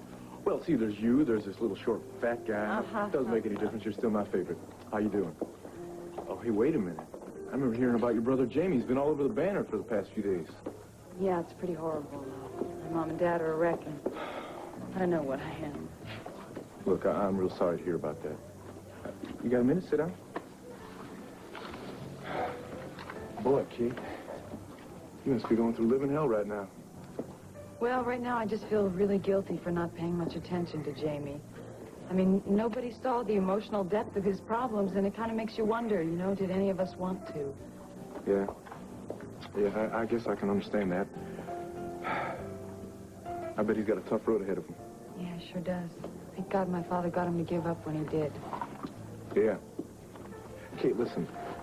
If there's anything I can do, please, you just give me a call, right? I tell you, when things are tough for me, I just need to throw myself into something, keep busy, you know, keep my mind off my troubles. Well, to tell you the truth, that's exactly what I'm doing, and that's kind of why I was waiting for you here. I went to see your grandfather this afternoon. Oh, whoa, please, do not refer to that old rattlesnake as my grandfather. Cord, I'm sorry. I heard what happened. Look, I've got a lot of names for that old coot, but grandfather's not one of them. Let's just call him Asa Buchanan, all right? Okay. Look, I went to see Asa Buchanan this afternoon about donating Devil's Claw to Earth Peace, and then I went to the library to do some research on Devil's Claw and some other islands that I was hoping to preserve. And guess what I discovered? Please, don't tell me. Another terrorist plot? There's pirate treasure buried on Devil's Claw. Obviously, Colonel Dimitri didn't know about this, Yeah, or he'd obviously. still be there, and he certainly wouldn't have bombed the island. Yeah, certainly. So what? So, buried treasure is under the heading of Finders Keepers. Yeah, I guess it is. What do you plan to do? Go back there with a couple of your Earth Peace people and see what you can dig up? No, I want you to go back there with me and just work with them. And with you, I think it'd be an adventure. And, I don't know, it'd give you time to clear your head and... What do you say? Oh, man. I was so sure I was going to be late, and there you were pulling up at the same time I did. Good timing, huh? Okay, what? Oh, there's my son. Oh, who's he with? I don't know. I haven't met her, but I've seen her pictures in the newspaper. I believe it's Kate Sanders. Oh, yeah, Jamie Sanders' sister. Huh. Well, do you want to say hello? No. They look like they're in deep conversation. Besides, I see Cord all the time. After all, we do live in the same hotel. Why don't we just sit right over here and, it's a bit early for dinner anyway. Yeah. You know, I'm really glad you called to get together, Maria. Well, you know, your dad is so busy, and I always think it's nice to have an adult around so you can talk once in a while, don't you? Now, any boyfriends? Any boyfriend problems? Wish I could say yes to the first question, then I wouldn't care about the second. Oh. But maybe I'm not too open to a relationship, seeing what a mess they can become. Oh, are you referring to Clinton and Vicky's current problem? You don't even know the latest, Maria. It is so awful. Clint packed up the kids and took them to his ranch in Arizona, whether Vicky liked it or not. Oh, have they already left? Yeah, about an hour or so ago. Vicky was so upset she asked us to move in with her. I don't know. I'm just so worried about her, Maria. She's suffering from a lot of tension. Anyone can see that. I think the only thing holding her together now is my father. Oh, and get this. She totally forgot how Jessica came close to being born in the car because of the rainstorm. Now, how could anyone forget something like that? Two major events Vicky seems to have forgotten. So, I don't know. I'm getting scared about what might happen. I know. I just wish there was something I could do for her.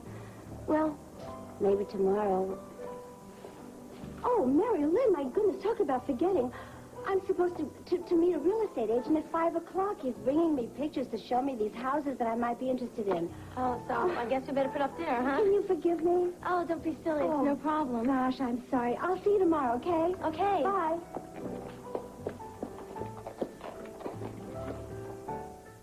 Since the 50s, cramps meant Midol. The 70s... Tom, am I being really naive in thinking that I can pull this off? That no one will notice my memory slips? Well, I'm afraid it's bound to happen again as it did with my daughter here. Vicky, the thing that concerns me most is the more mistakes you make, the more people are going to think that you're Nikki Smith pretending to be Vicky. Please don't even say that. I mean, if Clint thought that I was Nikki all the time, I have to go through with this. I just don't have any choice. Yes, you do have a choice. You could seek help, get your memory back, and step back into the present. But I don't want to. I don't want to be married to that man who beat you up. I don't want to be charged with being Nikki and kidnapping my own baby. Oh, Vicky. That's why you've just blanked out these 8 years. As I said, you've turned me into Joe Riley in your subconscious. And because you feel safer in the past than you do in the present. But my Joe is dead. Yeah. I know that. I hate it. Yeah, then what's so wonderful about where you are now? You're in this confusion. It's not as if I'm purposely trying to stay in the past, you know. Yeah, well, I don't know about that. Oh, I'm sorry, Anya. Maybe down deep in your heart, you really are. But you know, an understanding psychiatrist could help you with that. Yes, look, listen. And remember, there's also a doctor-patient confidentiality. You Can't do it. I won't. I just won't. Because my memory is going to come back all by itself. I know it will. Probably when I wake up tomorrow morning. But I'm not going to force it. I cannot allow myself to be any more vulnerable than I am now. It's just all too terrifying. What are you thinking? Oh. Well, from the very moment I met you, I've been absolutely amazed at the way you've managed to cope with the traumas. And all along, I've worried about what might happen if you couldn't. I escaped. I escaped just like I used to escape into Nikki Smith, only Nikki doesn't exist anymore, so I escaped to a happier time with Joe. I'm certainly not the pillar of strength my father thought he was raising, am I? Oh, poor dear Vicky. I don't know. I don't know anything about that. I'm not Joe. I wasn't here for that. Vicky, honey, I'm very concerned about something. I'm afraid that this game we're playing might do you more harm than good. I want you to think about that.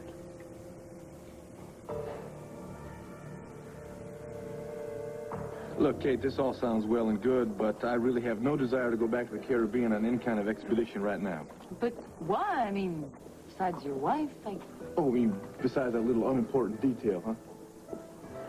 Look, if Tina knows what was at stake, I'm sure she'd want you to go. Yeah, I'm sure she would, Kate, which is one of the reasons I have no desire to go or no desire to let her know about this. Oh, man.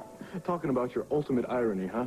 Tina would just roll over and die if she knew that she once owned an island that had all kinds of buried treasure on it. Yeah, well, why don't you bring back half of it for her? Look, Kate, I am trying to get Tina to establish a new set of values, all right? Rearrange her priorities a little bit. Now, I'm making a pretty damn good living over there at the Banner. We can live on that. We can more than live on it. She's just going to have to get used to that idea. Now, I've got my job, which I love, and I've got a few family problems of my own that I need to take care of, so I can't go anywhere. Cord, I had you pegged all wrong. I thought you had a streak of adventure in you the size of Texas, but I can see you're the kind of guy who likes to have the same job, meet the same people, do the same things day after day after day. That's me. That's me. You got me pegged exactly, Kate. Look, I like adventure as much as the next guy, all right? But it's got to take a back seat to things like love, family relationships, a career, and maybe, hopefully someday, a baby. Tina, a mother. Yeah, what's wrong with that? Nothing, no. Nothing. Cord, hi. Oh, Pamela, hi. How you doing? Oh, just fine, thanks. Oh, sorry, I didn't mean to. Oh, no, I'm sorry. Pam, have you met Kate Sanders? Yes, matter of fact, I did just a little earlier. Hi. Hi.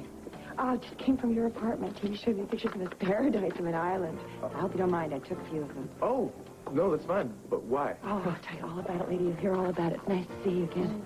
Oh, well, bye, Pam. Bye, long. What the hell was that all about? I don't know, but why did she call it a paradise island? Well, obviously, she's talking about before the bombs went off. Cord, I haven't given up on this yet. I'm going to convince you to find that buried treasure with me. Oh. Oh, honey, is that you?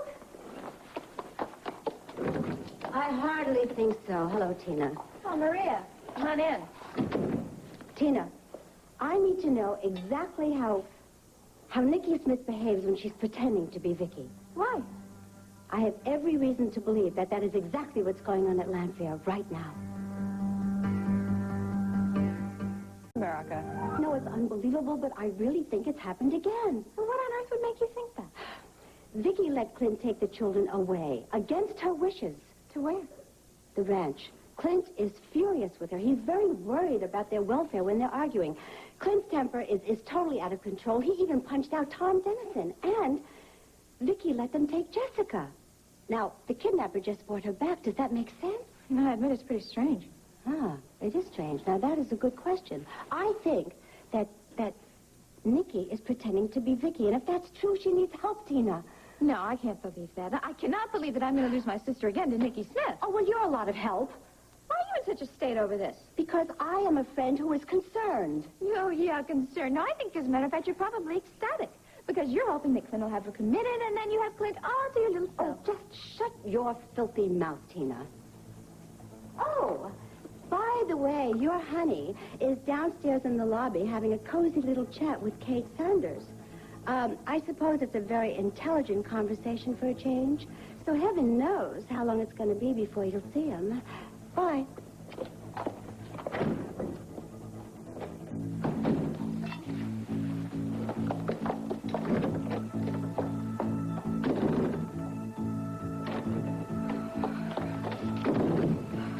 No, I'm not going to do that. No, Tina, you are not going to do anything to make Cord angry with you. You're not going to do that at all. Nope. He's going to come out to talk to you, Kate, and just tell you all about it. And in the meantime, you're just going to sit right here and wait and do the mature thing. Oh. John Jimmy even wounded Pete O'Neill when he tried to rescue them. Yeah. This is unbelievable. How in the hell... Oh, Payson? Yeah, is my sister, Judith, there. It's John Russell. Oh. All right, I'm at Dorian Lord's. Would you ask her to give me a call over here? Thank you. Well, she and Charles are with the attorneys. That's plural. As in posse, as if 100 of them could help him out. Poor dears. I mean, they must be in so much pain over this. I know. How bad is Pete? Says here that it was a shoulder wound. He should be out of the hospital tomorrow morning. Dee and Connie must have been frantic. Poor dumb kid. How the hell did things get so out of control for him? I mean, yeah, he's lazy, he's spoiled, he tried a quick scam and he lost on it, but to shoot a cop, come on. And he held hostages. He even threatened to kill his own father. Hi. Oh, Diane. Hi, honey. Oh, the welcome home lunch. You hated it. Oh, no, that. Thank you. No, he appreciated it very much. It's just... I read the article in the Banner about the whole Sanders tragedy. Oh, yeah. Pretty heavy stuff, isn't it? Yes, indeed. John, you okay? Yeah, Diane. Just a little shell-shocked and heartbroken for my sister. Honey, what are you doing with the bag? Moving out, of course.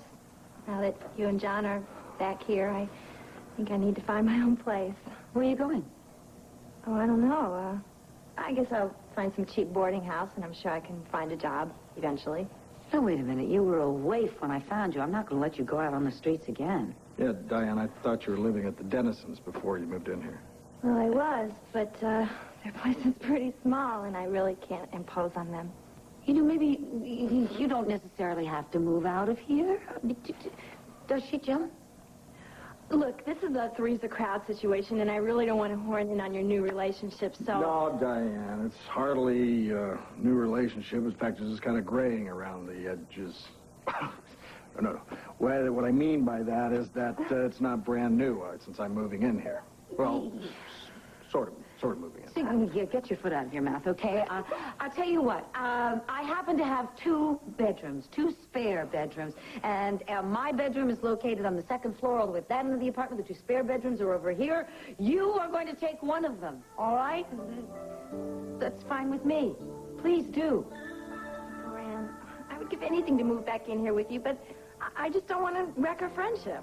I don't think that will happen. And what about Jeannie? I mean, where is she? How is she?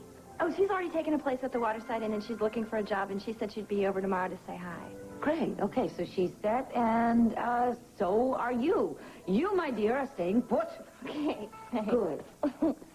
John, thanks. Appreciate it. Well, back to my room to unpack. Yeah.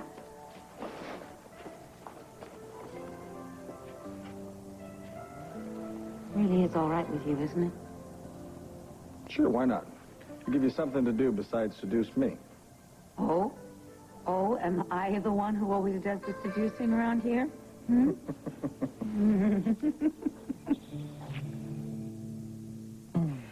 So, according to these pictures and everything Tina told me about it, the island is the jewel of the Caribbean that you told me it was. Want to take a look? Yes. Oh, that grandson of mine is one fine photographer, isn't he, Pamela? Yes, he is, and a very fine young man to boot. Any chance of you two becoming friends now that this monetary matter is settled? Well, not so far, Pam. I just hope that it'll all ease in time. But Clint, shoot, I mean, his marriage is crumbling all around him. He won't even come to his old man for comfort. Well, the good news is that Dee Dee and Bo are reunited in Paris today. At least you have one son, the youngest one. Yeah, until Clint tells him about Maria and Cord. Anyway, did the raves of Tina kind of convince you that Devil's Claw is a nice settlement, so we don't have to slug it out over all the years in court? Yes. That's wonderful, Pam. And I'm so happy that it was you that came to see me about the settlement. Come over here.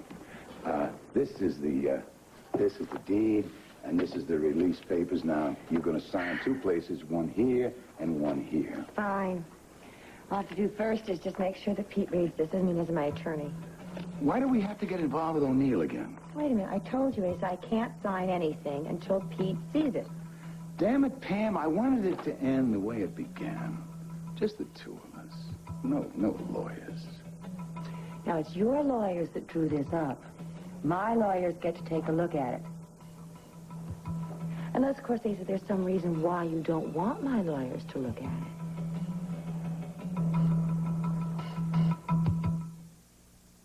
Susan, I have a favor to ask you. Mommy, could you come here for a minute? Is your mother calling?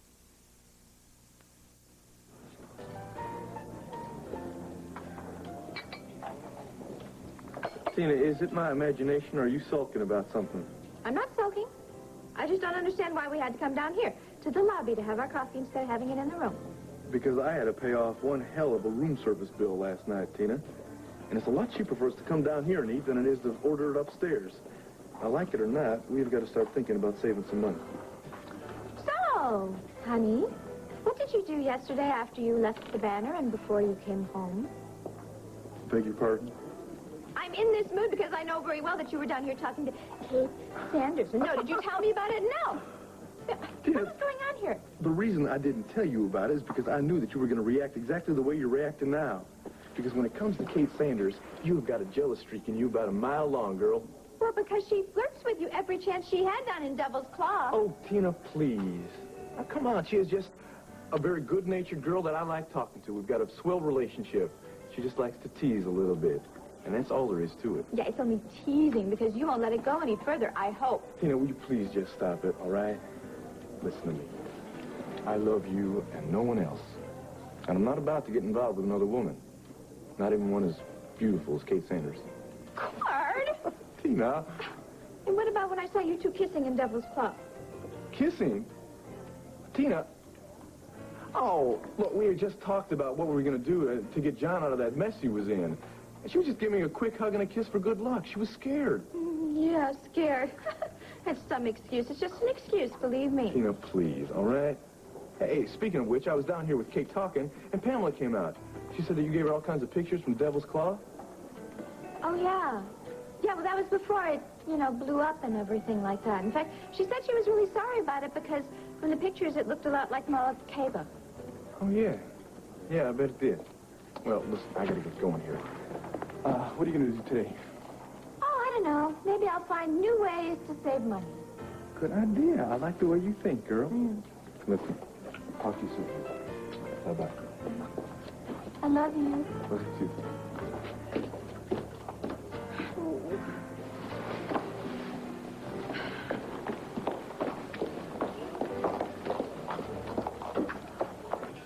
Maria, it's so good to see you. Well, I just had to come over to see you when I heard that you were alone.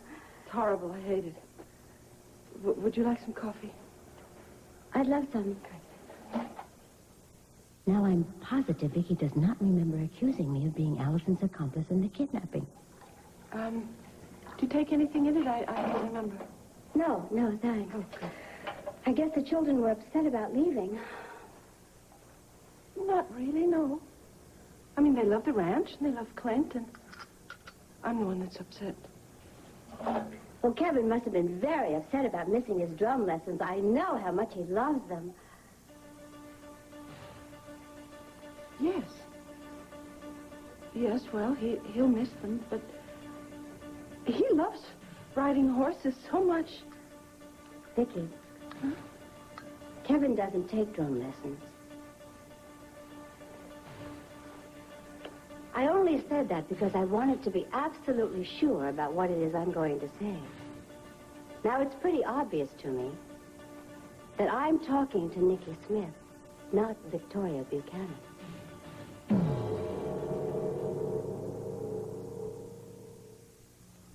Stop! Boy, Fred and Connie, that's some story. It was a happy ending, breaking up, getting back together, it all worked out. Yeah, so far so good. If Dorian's sending us out for this champagne to throw a brunch for him, it must be a happy ending. You think you're such a cynic about romance, but even I can tell that you're the romantic type. A romantic cynic, huh? I think I like that. Whoops. Drop my keys. Will you hold that a minute? Yep. Well, let's see. Hey there. Oh, wait a minute. What's this? What?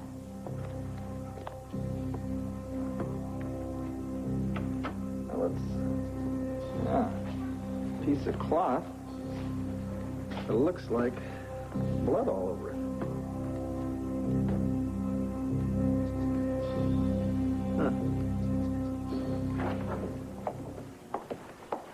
I'll tell Miss Kate you're here, Mrs. Roberts. Thank you.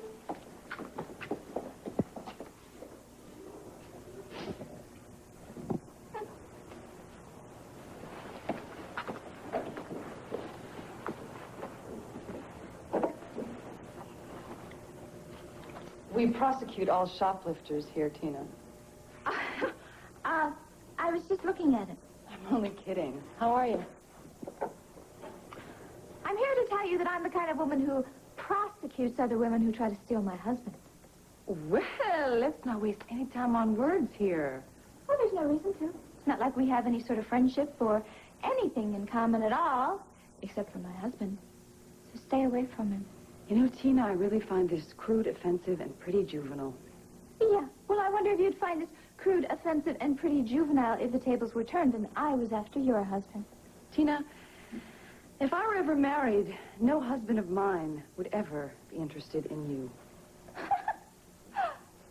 Oh, honey, are you trying to say that you are better than me? I didn't say that. You did. But maybe that's why you're so nervous about court, isn't it? Well, that's not true, Maria. How could you say something like that? Oh, I could list a few reasons. But your pretending to know about Kevin's drum lessons only confirm my suspicions. Clint is right after all. No, he is not right. Now listen to me. I don't know Nicky, but I certainly have heard all about you. No, Maria. Hear me out. I understand your fear. I know that if you admit to it, that they would try to put you in an institution and charge you with the kidnapping of Jessica. I don't want that to happen. I want to help you, believe me. Well, then, if that's the truth, then you must listen to me. I am not Nicky Smith. Stop making this harder on yourself. I swear to you, I will keep your secret. Maria, the truth is, I've simply lost my memory. What? What did you say? It's true. I lost my memory. It happened a few days ago up at the mountain cabin when Clint attacked Tom and he nearly beat him to death. I don't understand what you're saying. Tom thinks that it was seeing that, the viciousness of the fight, and Clint's insane jealousy. It was just one trauma too many, and I just escaped to a happier time when I was with Joe. See, I sort of went blank. When I came to, Clint was storming out, and Tom was lying on the sofa, half dead. And I thought he was Joe. I thought he was my precious Joe. And I thought it was 1978, not 1986. Are you saying that you have no recollection of the last 8 years? No. I have no memory of Joe dying. Oh, Vicky, this is awful, but yet at the same time, it's wonderful that you're not Nicky Smith. Oh, yes, that's wonderful, but nonetheless, I'm in big trouble. Oh, yes, you certainly are. But I promise I'll keep your secret, and I'll be your friend, and I'll do whatever I can to see you through this. Oh, would you really? Yes. Oh, Maria. Oh, thank God. Finally, I found somebody else that I can really depend on. That doesn't necessarily have to be blood, does it? No, but my experience tells me that's exactly what it is. Well, how did he get stuck under Dorian's car? That I don't know. Probably just an old rag. Somebody cut his hand and threw it out in the street. The car rolled over it, and it got stuck. Yeah, well, there's nothing under here. Well, we better get the champagne upstairs. Connie and Brad are probably already there. Yeah, I tell you what, why don't you take it on up, because I'm going to take this over to the lab and have the police analyze this. You have a lot of nerve putting me down like that.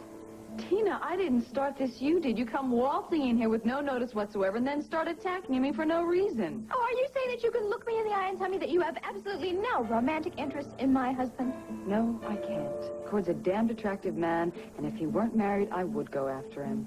And you're saying I have no reason to be here? Oh, please. Tina, your own insecurities brought you here, not anything I said or did. We must be thinking alike. I was just going to call you, and here you are. You look lovely. Did you have a good rest? Yes, I slept wonderfully. I had no choice. I was so exhausted. Good. How are you feeling now? Oh, I'm feeling much better. Well, nothing has changed, though, no. Oh. But something very wonderful happened. Oh. I had a visitor today who turned out to be somebody else that I can trust, and so part of the burden is off you now. You told somebody about? No, I didn't tell them. They sort of found out about my memory loss, but she said that she would keep it a secret and promised that she would help me. She? Wanda? No, Maria Roberts. Kim? Oh, hi, it's Maria Roberts. Well, I'm fine, thanks. How's everything at the ranch? Uh-huh. Oh, that's good. Kim, is Clint around? Oh, I see. Well, when he gets back from the stable, could you ask him to call me at home? Kim, would you tell him it's very important? Right. Thanks. Okay, bye-bye.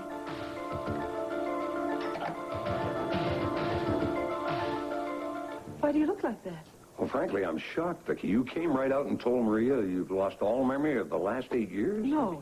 It didn't happen at all like that. No, she came by here today to see how I was, and then... Well, actually, she tricked me on purpose, and I made a slip. Tricked you? Yes, she did. She asked me if Kevin wasn't going to be missing his drum lessons while he was in Arizona, and I said yes, he was. And she told me that Kevin doesn't take drum lessons. What the hell is going on with her? Oh, no, Tom, I think it's going to be all right, really. You see, she said that she's been very concerned and found my behavior very odd. And actually, she thought that I had turned into Nicky Smith again, so of course I had to tell her, no, I was not Nicky Smith. That wasn't the truth, but that I had blanked out the last 8 years of my life, ever since I was happy with Joe. I see. And how did Maria react to that? She could not have been nicer or more sympathetic. She understood completely that I have to keep it a secret. She swore she would help me and told me we could really count on her friendship. What is it? Don't you trust her? I don't know, Vicky. It's not as though you two know each other that well or that close. It's just... and what I don't understand is, how did she think you were Nicky in the first place? She didn't go into that, so I don't really know. I don't like this, Vicky. Do you think she's going to betray me? Oh, Tom, do you? Oh, no, honey. Look, please, don't be upset. I'm sure I'm overreacting. But, you know, a secret is a hard thing to keep, and a secret as dramatic as yours is even harder to keep. I mean, with all the good intentions in the world, she might just happen to say something to Cord or Tina, and... Cord might tell Clint. Yeah, that's what I'm worried about, Clint finding out. Oh, my God, I would be in an institution in 2 seconds flat. Tom, what am I going to do now?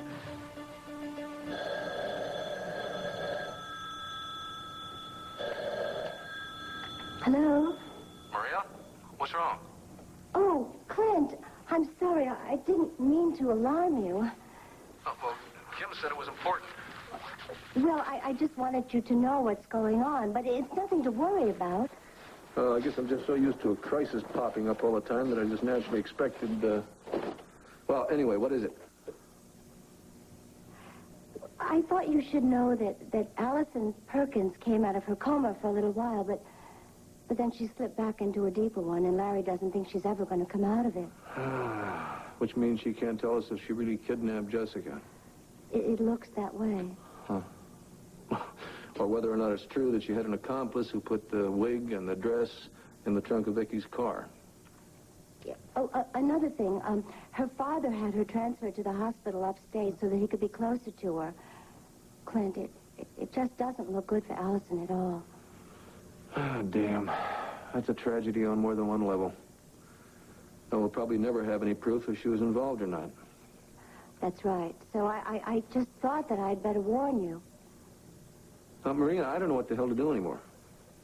I'm sitting down here feeling guilty for deserting an emotionally disturbed wife, and then on the other hand, I think maybe I'm the one that's gone plumb loco. Oh, Clint, now you know that you haven't, and I can certainly understand why you took the children to the ranch. They just can't be put through that anymore, and there was too much tension, and you did need a break.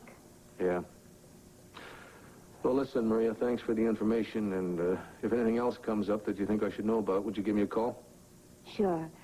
But if you don't hear from me before you get home, just know that I'm thinking about you. Oh, thanks for everything. Oh, by the way, how's my son? Well, he's wonderful, of course. Good. All right, bye, Maria.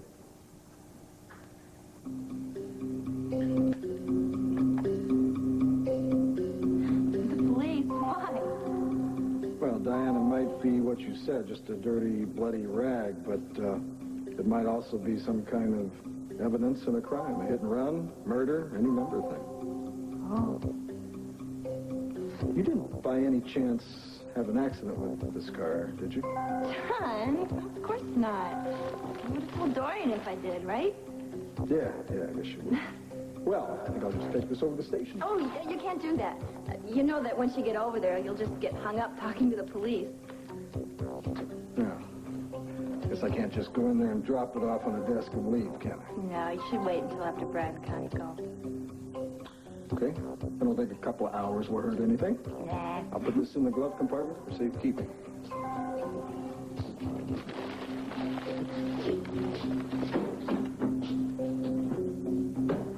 Okay. Let's hit that party, and I will have to face now the lady that Jamie tried to blow away. Heard anything about him? Yeah. My sister says he's getting ready to have a whole battery of psychological tests.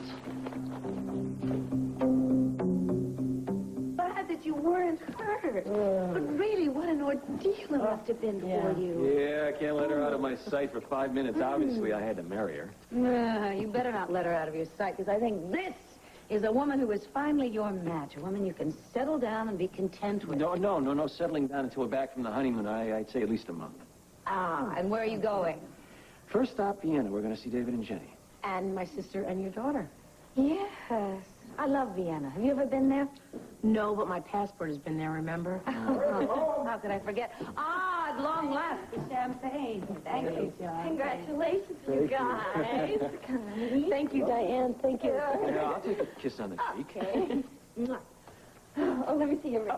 Oh, it's beautiful. Oh. Speaking of rings, has anybody noticed what is hanging around my neck? Hey, you're going steady with a college student. No, I'm engaged to the rather handsome private detective you see standing slightly to my right. Yeah, well, it's kind of a long story. You see, the lady standing slightly to my left wanted some kind of a token of my commitment to her, even though I am residing here one night at a time. And so I gave her the only ring that I had at the time, which really isn't much of an engagement ring. Wait a minute, so you guys are getting married soon? No. Oh, hardly. No. John needs about 40 years to get over his sense of entrapment and 60 making a maybe. commitment. Oh, 60. Anyway, I'm hungry, okay? Wait a minute. We have to open the champagne and propose a toast. Get the glasses. Okay, listen, remind me to tell you about this piece of material I found in your car. Tina, if you're so secure about Cord's love, then why this kind of scene? You can't have it both ways, you know. And neither can you.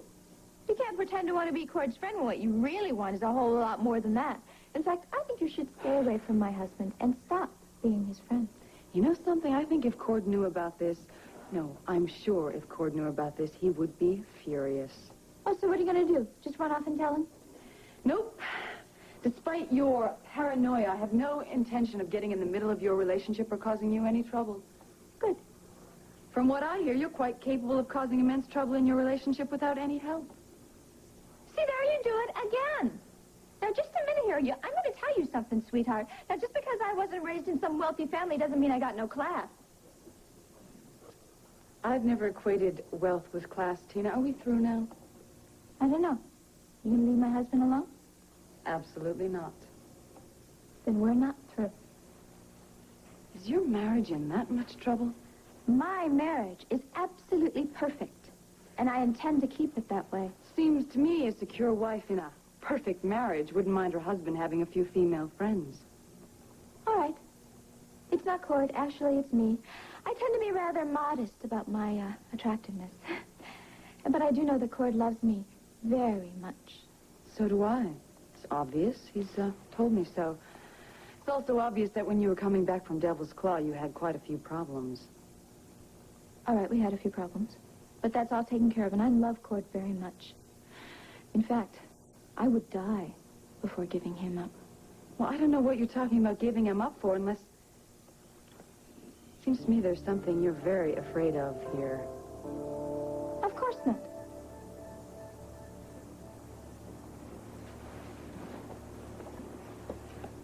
Maybe you're right. You know, maybe I am being silly. I mean, being worried about you. And, Your silly little attraction to my husband. Any female in this town would find him attractive, in which case you are going to have to be making these visits all over. No, I won't. Look, I just thought you were getting too friendly, and I don't like it. Well, I intend to keep seeing Cord because I enjoy his company, and I will keep it that way as long as you make him happy. Meaning if he suddenly becomes unhappy, then you'll move in on my husband. Tina, all you have to do is keep Cord content, and he's yours forever. Oh, I'll keep him content, sweetie. Don't you worry about that. In the meantime, why don't you go find some boring little husband for yourself? One that doesn't have a wife.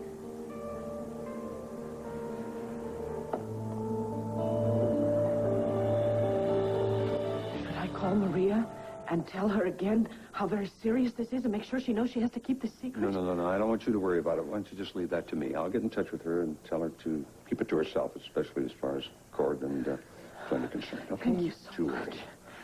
You know, Tom, Judith Sanders called earlier. She's coming here about noon. Now, unless she does something, this trial's going to come up very soon. How on earth am I going to get through that? Vicki, Judith is a very good lawyer. I'm sure she can convince the judge you can't try a non-existent person. Except my husband and the police think that I'm simply lying. And how convincing can I be in my state of mind about things that I've only heard about?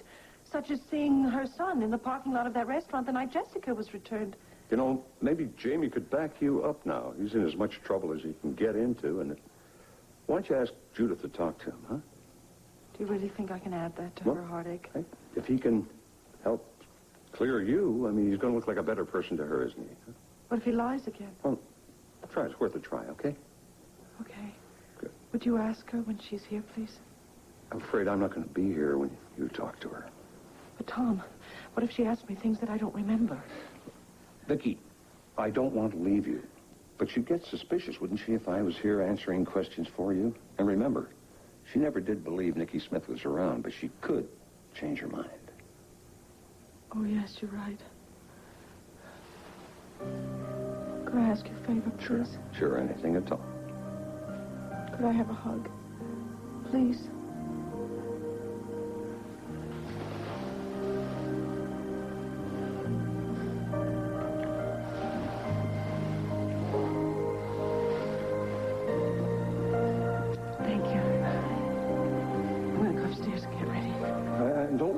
I'll get hold of Maria and arrange to meet her. Talk to her, okay? Tom, I truly do not know what I would do without you.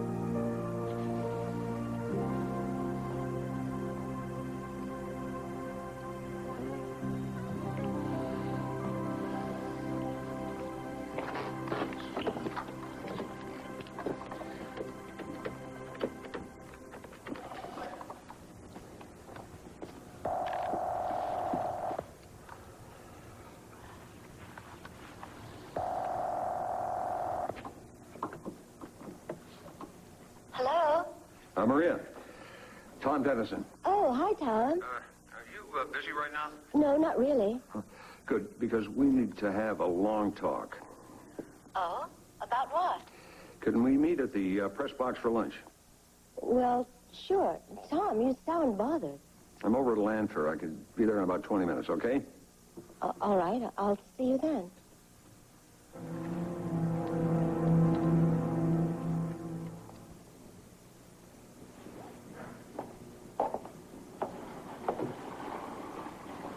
Hello, sweetheart.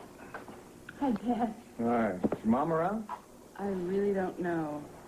Yeah, I don't either. I've been holed up in my den fielding calls from Washington. You getting a lot of flack about Jamie? Well, not yet, really. So far, only my friends have been calling. My enemies, I think, are no doubt smiling and saving the information for future use. Sure. I assume the Senate race is out now? Oh, gosh, you know, to tell you the truth, I haven't even thought about that. It's hard to believe, isn't it? Seems like a lifetime away. You know, somebody brought that up today, and I just cut him right off. Seems all I can really think about's Jamie. How about you? Well, I keep busy, but it's always an inch from consciousness. Yeah. How would you like to do your dad a big favor? I'll try. stay around here a while. Don't run off and leave us right away. Katie, I'm not saying forever. I'm just saying for a little while. I already gave it some thought, and I have to admit my first impulse is to just run away from this house and get involved in my work. I do have an offer in Kenya. Yeah, I know you do. You told me about that. That's one of the reasons I was asking. Please, stick around. I will, Dad. I'd never leave you and Mom at a time like this and live with myself. Thanks. Thanks very much. Ooh. I love you a lot, John. I love you, too. Sorry I haven't been around much to show that love. Hey, from the day you took your first step, you've been independent. You never did care much for people showing you what to do or taking care of you. I guess it can't hurt me much to stick around for a while. No. Who knows? You might even meet some fella and fall in love. Actually, I do have to be careful about that. Oh, really? Anyway, there's plenty of research material at the library and conservation groups I can get involved with. And from what I've read about that planned waterfront development, they could use all the help they could get. Well, certainly there should be a lot of ways for you to impede the progress of this town. Seriously, darling, I'm glad you decided to stay for a while. I'm pleased, and it'll please your mother, too. Oh, and I'm sure Elizabeth will be pleased, too. Well, you could circumvent that a bit, my dear, if you didn't call her Elizabeth. I think you like getting her all riled up. Well, Dad, you know, it's always been perfectly clear to me that Jamie was her favorite because he is the heir. Listen, I have one condition about me staying here. Only one? Yes. I don't want anybody to hassle me about getting married and producing a new heir. It will not come from me, but I cannot speak for your grandmother or your mother. Liz, Grams is probably going to start trying to put me into the family business now that Jamie's been... Yeah. Oh, God, Dad. How's he going to make it in prison? Oh, Dorian, I'm sorry. One got cracked. That's perfectly all right. These glasses don't cost more than $150 each. She's kidding. Besides, in my family, it's traditional to break one of these after a wedding for good luck. Johnny! Oh, no! What's wrong? Nothing. You can break 100 glasses in my fireplace. It's fun. I'm not sure who is the happy couple here, and I'm sure you're not going to be engaged for 60 years, John. Yeah, well, she just can't keep her hands off me, you know? I know, I have the same problem. Oh, good. Let's have the toast now. John? Thank you. Oh, here you go. Do you have a message for Cassie when we see her? Yes, you tell her to come home. No, I'm just kidding. I'm so glad that she's having a good time there. I think she tends to take life too seriously. Well, I've gotten a lot of letters from Joy. She's having a great time there. I can't wait to see my sister. Oh, are you going to see Dee Dee and Bo when you're over there, too? Of course. I plan to mooch off my brother-in-law as much as possible. Okay, well, a toast to Connie and Brad. Yes, may they have many, many years of happiness and joy. Here. Thank you.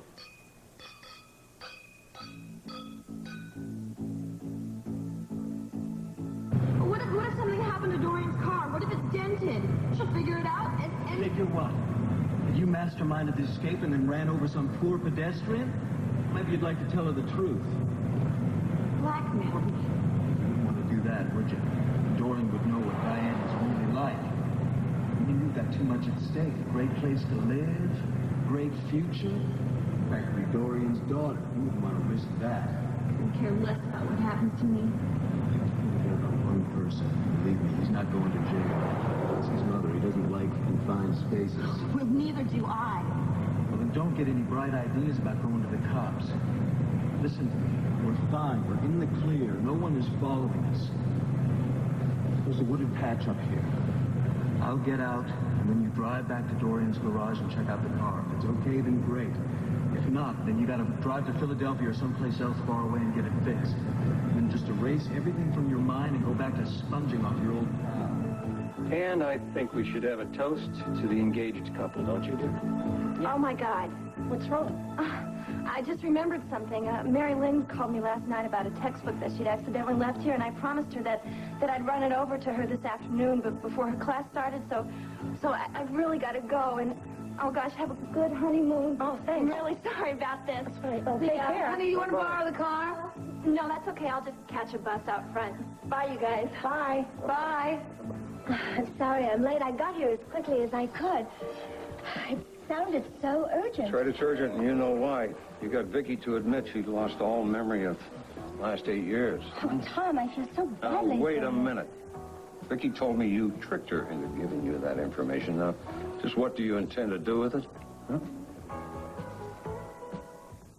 I feel like you're attacking me. I'm concerned. Vicky's very vulnerable right now. Well, I understand that.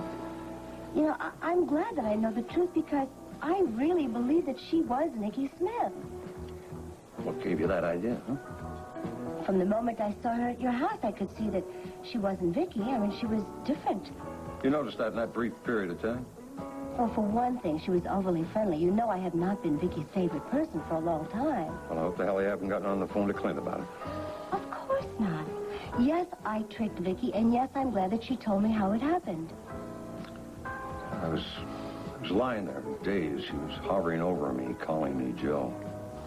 Well, now what happens? I mean, she can't believe I'm the only one who's going to catch on. Well, I think the whole thing's going to explode in her face. One thing that frightens her most of all is, well, that Clint might find out. And think that Nikki Smith is pretending to be Vicky, and we'll have her committed. You're right. That's exactly what he will think. And especially when you consider that she doesn't even want to talk to him. You know, the only thing she remembers about her husband is the fact that he was in a fight and wants to take her children away from her. Yeah, I see what you mean. Tom, don't you think Clint should know? I mean, it's obvious that Vicky needs professional help. Well, the first thing we're going to do is try to find out who Allison's accomplice was and get rid of that Nikki Smith thing once and for all. And we can't do that if she's in an institution, can we? No, but how can you find out who the accomplice is if Allison is still in a deep coma? Well, one place to start is with Mitch Lawrence's disciples. Maybe he programmed one of them to assist Allison. Huh? Well, that makes sense. Oh, Tom, I don't know. I mean, if Clint finds out that you've known all along, he's just going to hate you forever. How Clint feels about me doesn't matter one way or another. He's put me in a position where all I want to do is protect Vicky. And I'm going to do everything within my power to do just that. Oh, my. You really do love her, don't you? You don't have to say anything. I can see it very clearly. Now, Maria, I'm a little nervous that you might use this information to get Vicky out of the way because of the way you feel about Clint. Well, what about you, Tom? Maybe Vicky doesn't want to see Clint anymore, and then you would have a nice, clear path to her, wouldn't you? In fact, I think you should sit here and think about that. And I suddenly realized that I don't think I want to have lunch with you.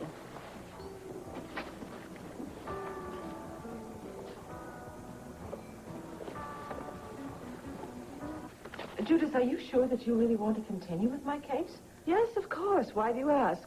Well, because we've been sitting here talking about your son, and I'm starting to feel so guilty about taking all your time. Oh, there's no need for you to feel that way. I'm just glad to be working. I wish I could work 24 hours a day. But thank you for your concern. Look, why don't we just concentrate on you? I do have some news for you. What is it?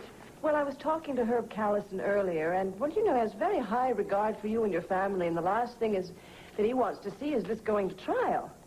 Oh, well, that's wonderful. Will he drop the charges? Yes, if you will submit to psychotherapy, he'll be glad to.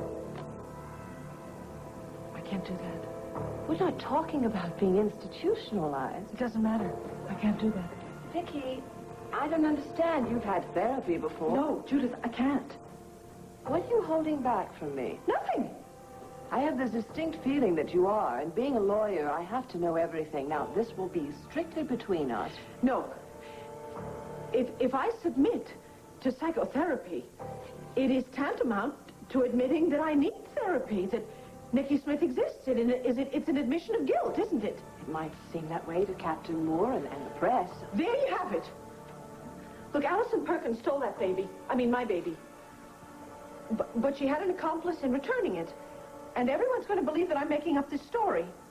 Right? I mean, half the people in town and my husband believe it already. I have to prove that it's true. And I'm not going to be believed if I start backing down now.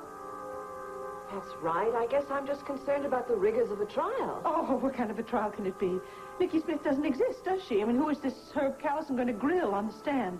He would point out the lack of proof that you remained Vicky during the day of the kidnapping and when Jessica was returned, and then he would probably establish your past mental illness and link it to all the items that were found in the trunk. And convince a judge To have me committed? He would probably succeed because of Clint's attitude and the fact that he was out of town with the children. You mean we don't have any chance of winning? It's going to be very difficult. So why don't we just begin and you tell me everything Allison Perkins said to you before she was hit by the car. Every single word. After you got your knot tied here in the Hondo, you got to run your rope through it like so, right? Then you got to coil up your twine like so. You with me? Yep. All right. Then, when you've done that, you got to build yourself a loop. Like so, right? It's a loop, El Lupo. We used to call it when I was a boy. Then you build your spoke, see? The bigger the loop, the longer the spoke. What are you going to lasso? Well, let's see. How about that stool right there? All right. Joey, turn that stool loose. Watch out it don't kick you. Didn't think Mom wasn't here to see that. Boy, isn't that the truth? We'd all be standing in a corner. So when you guys go to practicing, you go out in the backyard to do it, all right? That's so me, Dad. Yeah. All right, just a minute. Yeah. All right, I got to build me another loop here. All right, Joe, you get your hands over your head, right? Let me get that kink out of it. All right. Okay, Mustang, go for it. All right. I got me a cowboy. You're really great at that. Well, sounds like everything else. Takes practice. Takes practice. Step out of that. Takes a little practice. You know, when I was growing up on your grandpa's ranch down in Texas, the back Carol was down there. He used to tell me I'd never be able to throw a rope down a well. Well, I practiced and practiced, and you know what? To this day, there's nobody in the state of Texas that can throw a rope down a well better than your old man. Come here. Mount up. Too bad Mom's missing all the action. Yeah. Yeah, it is. You miss her, don't you? Yeah. Well, you're not alone there. But you know what? We're not going to be here that much longer, and, well, I think you fellas ought to give her a call tonight. Great. Hmm? Huh? Yeah. Right there. Cowboys need love, too, you know.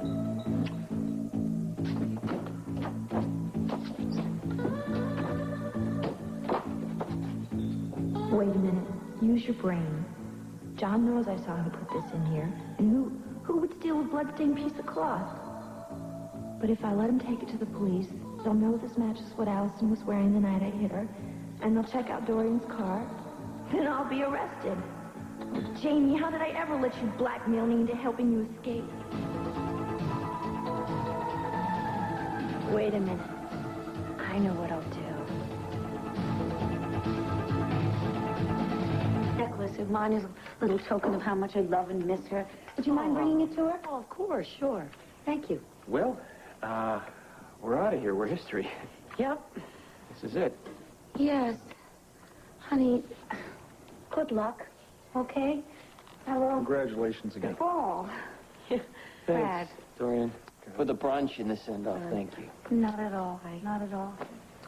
Yeah, I'm going to miss you. I'm going to miss you, too. Tell you what, as soon as you two get back home, why don't the four of us get together for dinner?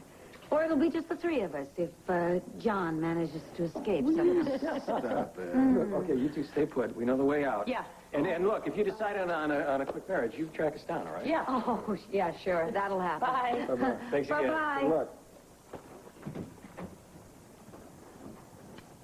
All right, you. Why don't you stop all this posturing? Posturing? Yeah. Why don't you get serious for just a minute, would you? What?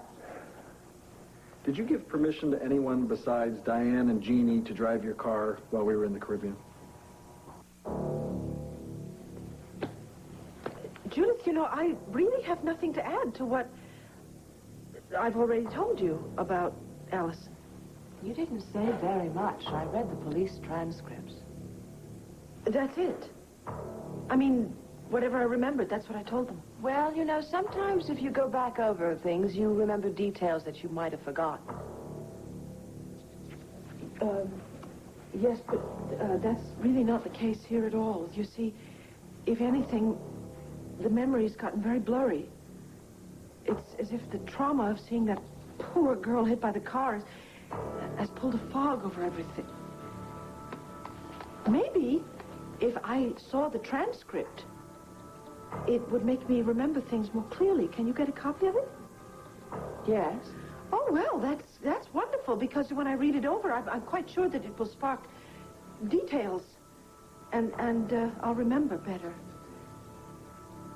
Judith, I don't really want to bring this up, but Tom Dennison convinced me that I should ask you about the fact that I saw Jamie in the parking lot of the Green Dragon restaurant that night. Do you think that he would admit to seeing me now?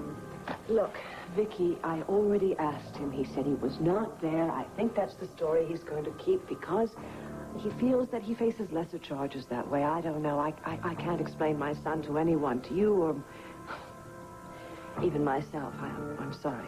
No, that's all right. I won't ask anymore. I will ask him before the trial starts. Do you have a headache? I think it's just tension. All of this. I've got one, too. Why don't we just drop this right now, and I'll get hold of the transcripts. I would be so very, very grateful to you if you could do that. Vicky, are you sure you're not holding something back?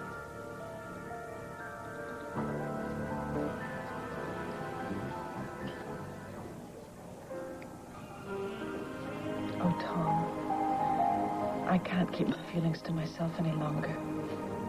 It's you I love, not Clint. No, that's because I'm Joe Riley's twin brother. No, you're wrong. I've come to appreciate the man that you are. Of course, there are similarities between you and my beloved Joe, but I suppose I've been attracted to you for that, too. But I've come to know and to adore Tom Dennison. You are a man of compassion and warmth and wit. Oh, Tom, you're not just the man that I've come to depend on. You're the man I've come to love.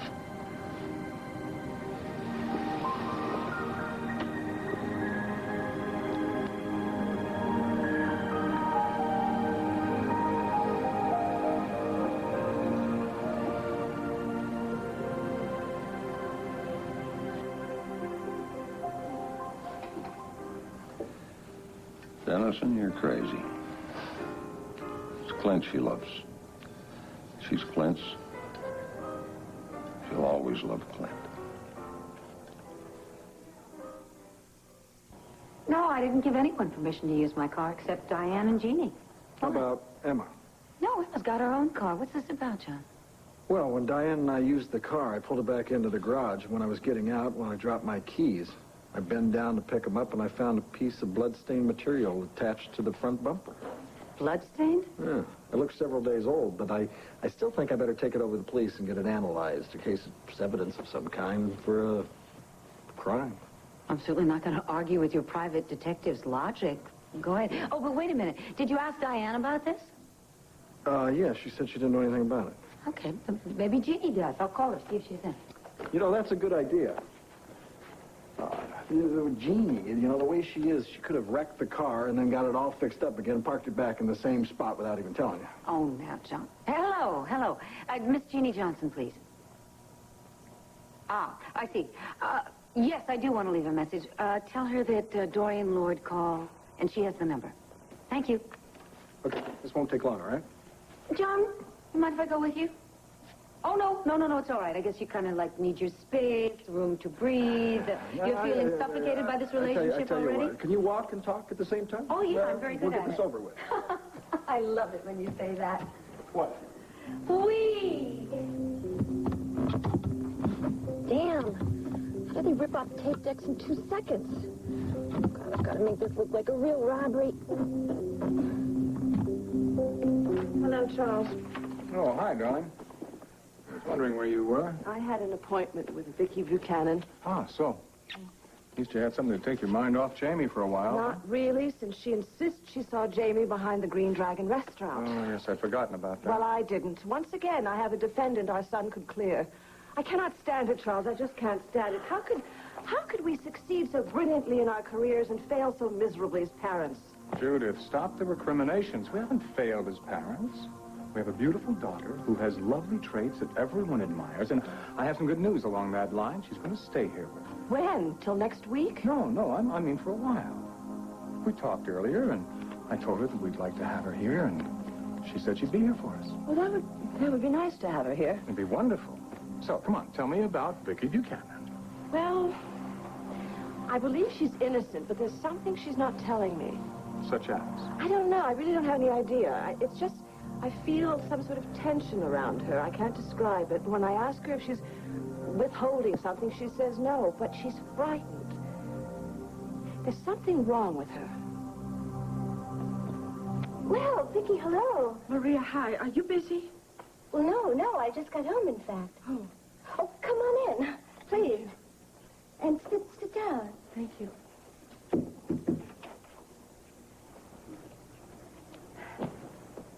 I met with Tom over at the press box. Mm-hmm.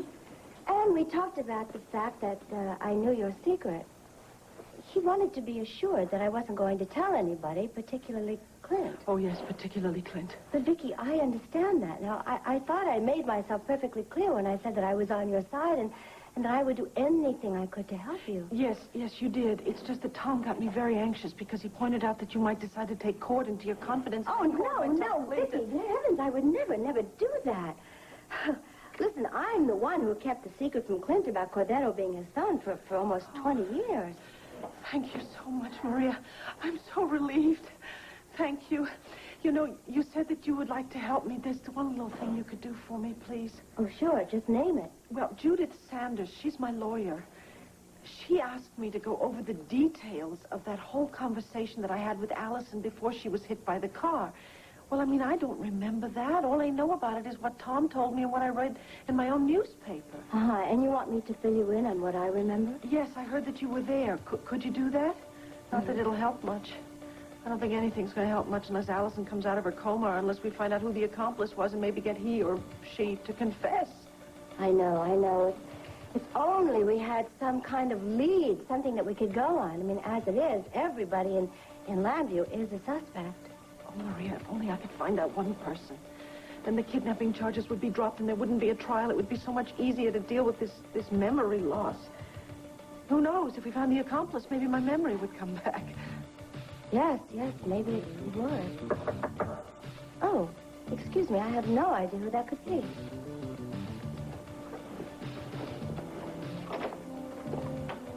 Hello, Maria. Tina. What perfect timing. Your sister is here.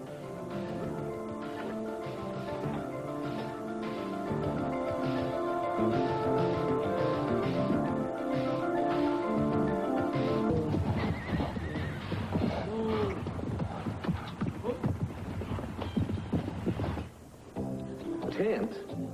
What tent? We don't need any tent. We sleep under the stars. All we need is a good blanket and some dry matches. At least that's what Sam Two Feathers always told me. Who's Sam Two Feathers? Who's Sam Two Feathers? Who's Sam Two Feathers? Only the greatest outdoorsman your father ever knew. He was full-blooded Mescalero Apache, and he took me on my very first overnight camping trip. Were you scared? Scared? Bah, me? Petrified. But old Sam Two Feathers, he taught me to love the wilderness, not be afraid of it. And I hope to pass that along to you two boys. I wish Mom would come camping with us. So do I, guys. So do I. But your mom just can't come out there, Arizona, right now. She's too busy trying to keep the paper going. Aren't you still working on the paper? Well, that's kind of a long story, Joey. Who is that? I wonder if that's the ghost of Sam Two Feathers.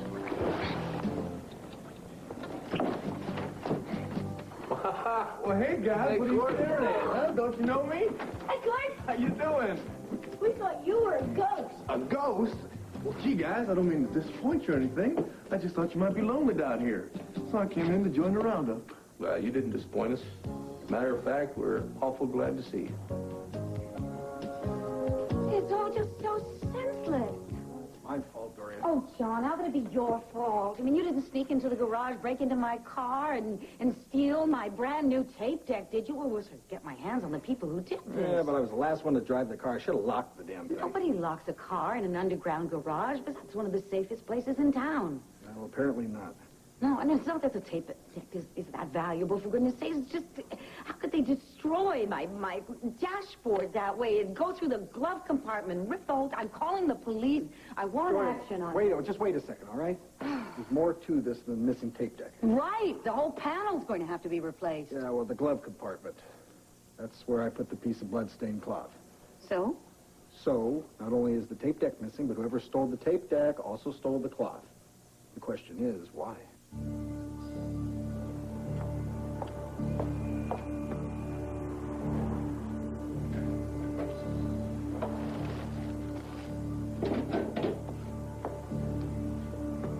What if somebody finds it, and they trace the cloth to Allison's torn pants?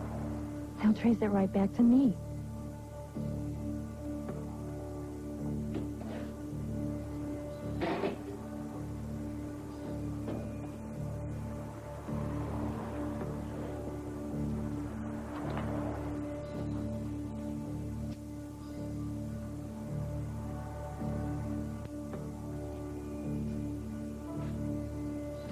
Vicky, what are you two doing here together? And don't tell me it's a social call. Tina, is there something I can do for you? Maria, this is not exactly an everyday occurrence. Come on, what did I miss? What's going on here? First of all, we got a little... Pretzels! Yeah, a little taste of Pennsylvania so you don't get homesick. But wait, there's more. There's more. Yeah, good stuff. That's right. Latest adventures of the Kung Fu Kid and the Space Warriors. Yeah. My favorite right here. I like this one. Right on plate. Dad, what do you say we go munch out before we go camping? Munch out? Yeah. But you know there's something else that needs to munch out. You forget? The horses. Yeah, the horses. Come on. Make sure they're all taken care of before you get all wrapped up in your Space Warriors. Oh, say thank you to your brother, shall you? Thanks, Kurt. All right. That's okay, guys.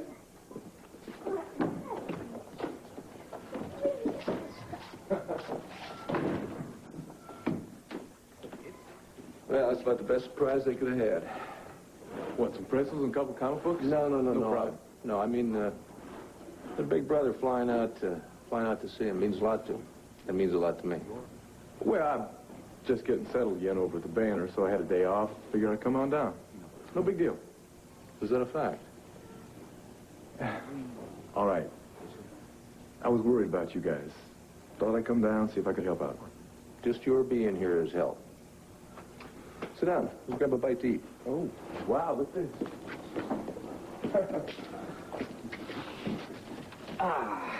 You know, Clint, tell you the truth, I wasn't too worried about the boys. Thanks. I figured they'd be fine once they got here to the ranch. It was you I was worried about. You and Vicky. Well, any problems we have, Cord, are problems we made for ourselves, and we're just going to have to unmake them. It's kind of hard to do long distance, don't you think? I'm sorry, that was out of line. Well, maybe it wasn't. Maybe you're right. Maybe I have been spending more time avoiding my problems than I have been trying to resolve them. You know, I just don't know what the hell to say to Vicky anymore. Have you tried telling her how you feel? Oh, yeah, I've done that all right. I came out and flat asked her if she and Tom Dennison were having an affair. Sounds like you can be as subtle as I can sometimes. What did she say? What do you think she said? She flat denied it. Look, Clint, I know you've got your suspicions about this thing, but Vicky is one of the most honest women I've ever met. Yeah, I know. That's what kills me. But, You know, Court, I never would have suspected her if I hadn't caught her and Tom up at that mountain cabin. Well, what exactly were they doing when you got there? Well, I didn't spend any time asking a bunch of damn fool questions. I just went to swinging.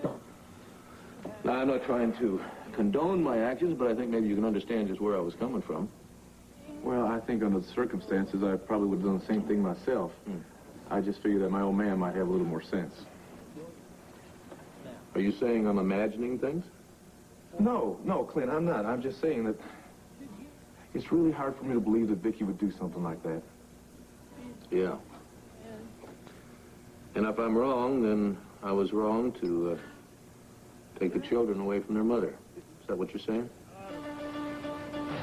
It was a perfectly simple question. What is going on with the two of you? Tina. Oh, now my day has been made. It has? Yes. Well, first I had a lovely friendly chat with Maria, and now with my sister. We really don't see enough of one another, you know. We should change that starting right now.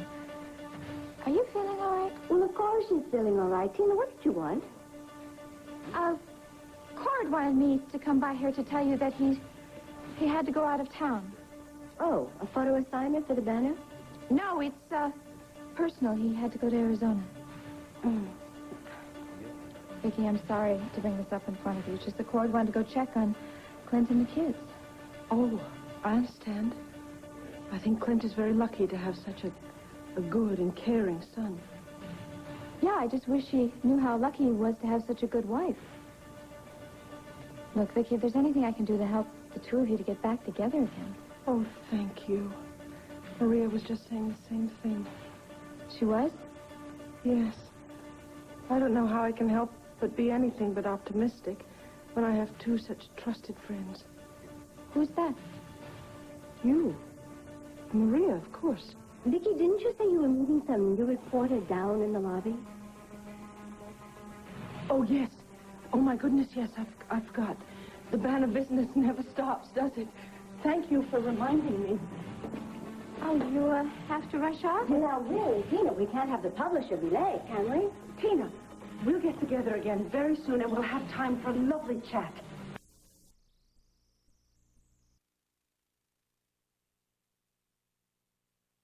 Thanks for coming over.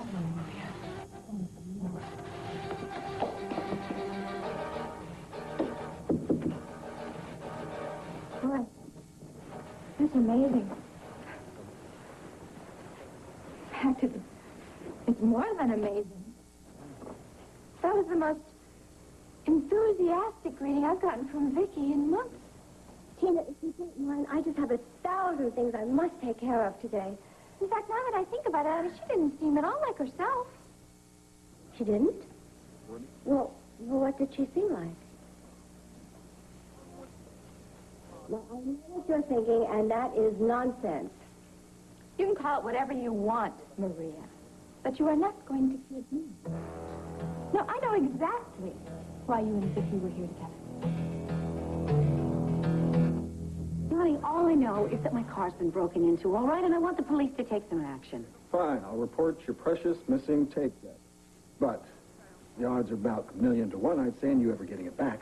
It's the principle of the thing. I mean, you just can't allow vandals to go around damaging private property, especially not my property. Well, did it occur to you there might be something that was stolen that's a little bit more valuable than your tape deck? Oh, no. What, are we back to this blood-stained piece of fabric again? Yeah, it may be more valuable than even I thought. Someone broke into the glove compartment and just in order to get that cloth. Yes? So what does that prove? Just that if there was blood on the cloth, then it could be evidence to some crime. A hit and run, a murder. It was attached to your fender of your car, Dorian, to the bumper of your car. Now, I would be a little bit worried about where the hell it is. Look, I can think of one possibility. And that is that while he was ripping apart my dashboard to take out my tape deck, he cut his hand and used the cloth to stop the blood. It's possible. Yeah, it's possible, but I don't think it's probable. It makes as much sense as any theory you have. Come on, I really want to call the police and report this. All right. I'll do the calling, though. Yes, sir.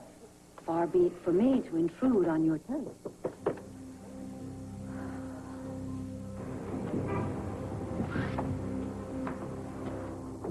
What do you think you're doing? just, Setting fires, are we? You know, there's laws against this, young lady. Oh, no, sir. I'm very upset. You see, my boyfriend, Bernie, broke up with me last night, and I don't want anything that'll remind me of him, including a scarf. Yes, me, Bernie's a fool, throwing over a pretty young thing like you. The man isn't worth one of your tears. You take it from old Augie. You get over him, honey. Thanks, Augie. I feel better already. Anytime. Poor kid. Ah, well.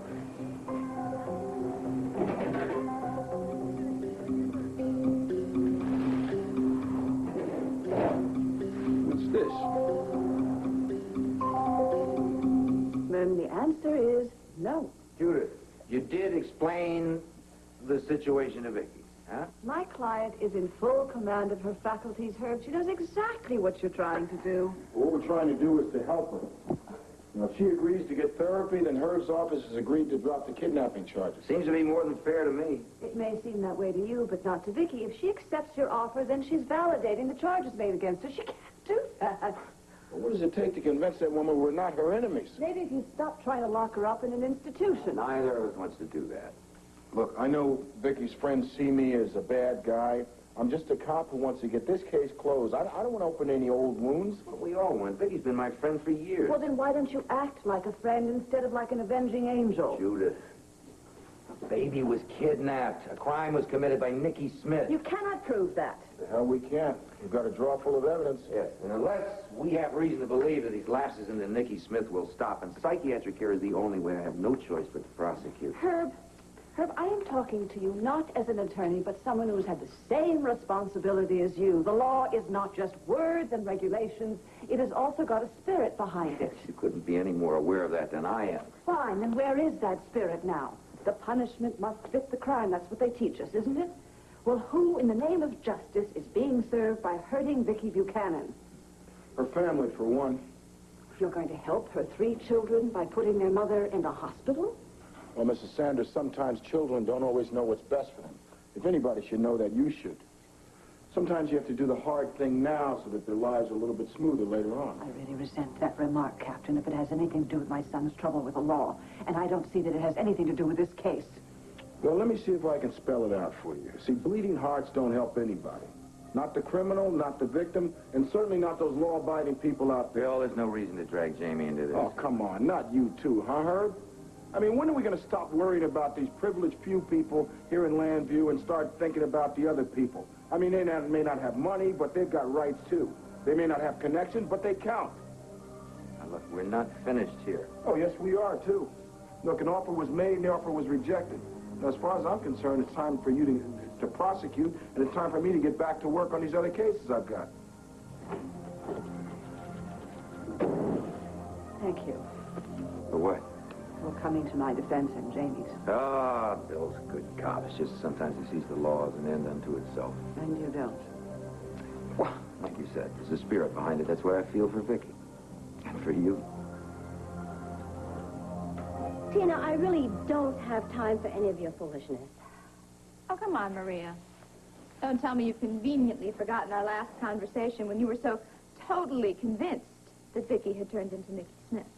Well, I was totally wrong. What I thought was a mental disturbance turned out to be a very, very depressed person. Oh, I see. And that's your expert opinion? Yes.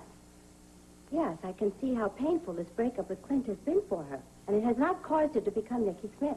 Oh, and you can see that even though you have never met Nicky Smith. That's right. I have never met her, and I still haven't met her. And why are you so determined to prove that Nicky is back? I am not trying to prove anything. I just care about my sister. Really? Well, it sounds to me like you would be very pleased if Vicky would show her other self. Is this your idea of sisterly love? Don't you dare give me a lecture about love. Look, and next to Cord, nothing means as much to me as my bond with my sister. Bond or no bond, you're going to have to go a long way before anybody believes that you really love Vicky. No, I really don't care what you or anybody else here in this town believes. Excuse me.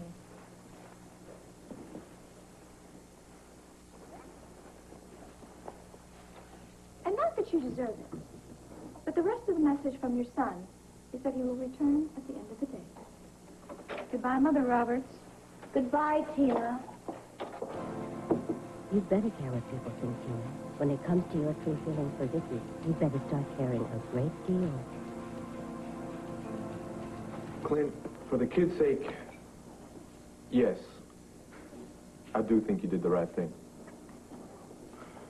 Why do I get the feeling there's something you're not telling me? What is it? What are you holding back? The other day I was looking for Vicky. I wanted to have a talk with her, and I found her at the hospital, and she was with Tom. Clint, she was leaning on the man like she really needed him, like he was closer than her closest friend.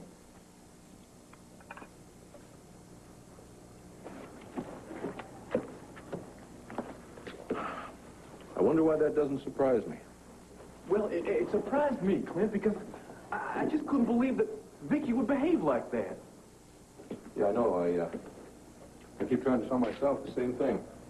Clint, still and all, there's no way you're going to convince me that Vicky is being unfaithful. You want to know what I think it is? Really? Now, Tom Dennison, he looks an awful lot like Joe Riley, right? Now, I think for that reason alone, Vicky is bound to have some feelings for the man. But listen to me, that doesn't mean that they're lovers. You're saying all the things I want to hear and all the things I'd like to believe, Gord, but you know what? I still don't believe them. I don't know what the hell I believe anymore. I mean, is Vicky being unfaithful? Has Nikki returned? Is up down? Is right wrong? So what are you going to do? I honestly don't know. I just hope that Vicky is wise enough to take Herb Callison's offer. He called a few days ago to say that they would drop the charges if she would accept some therapy. Well, she'll go along with something like that, won't she? Well, the Vicky I used to know would have. But Nikki or Vicky or whoever the hell she is now, I don't know. And if she doesn't, the boys and I could lose her forever.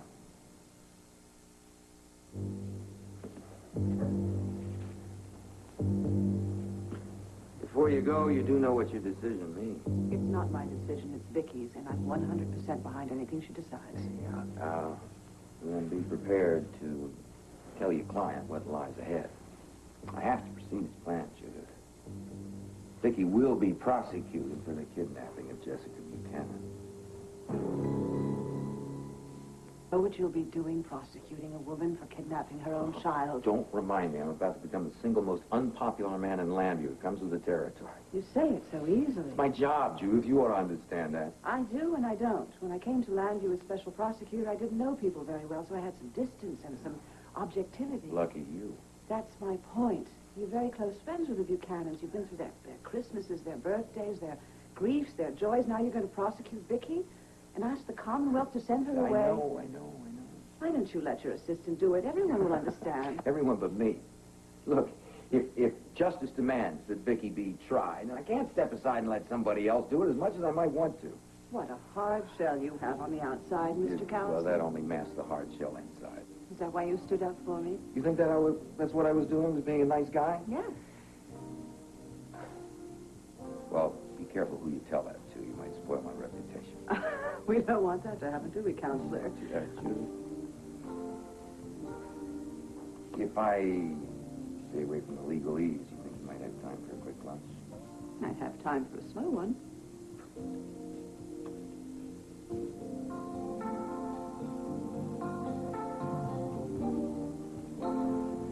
Okay, now, I need you to put these dresses in the showroom by the far window, and there's a rack that's even farther back, and make sure that they're not too close together, okay? Right, okay, plenty of room.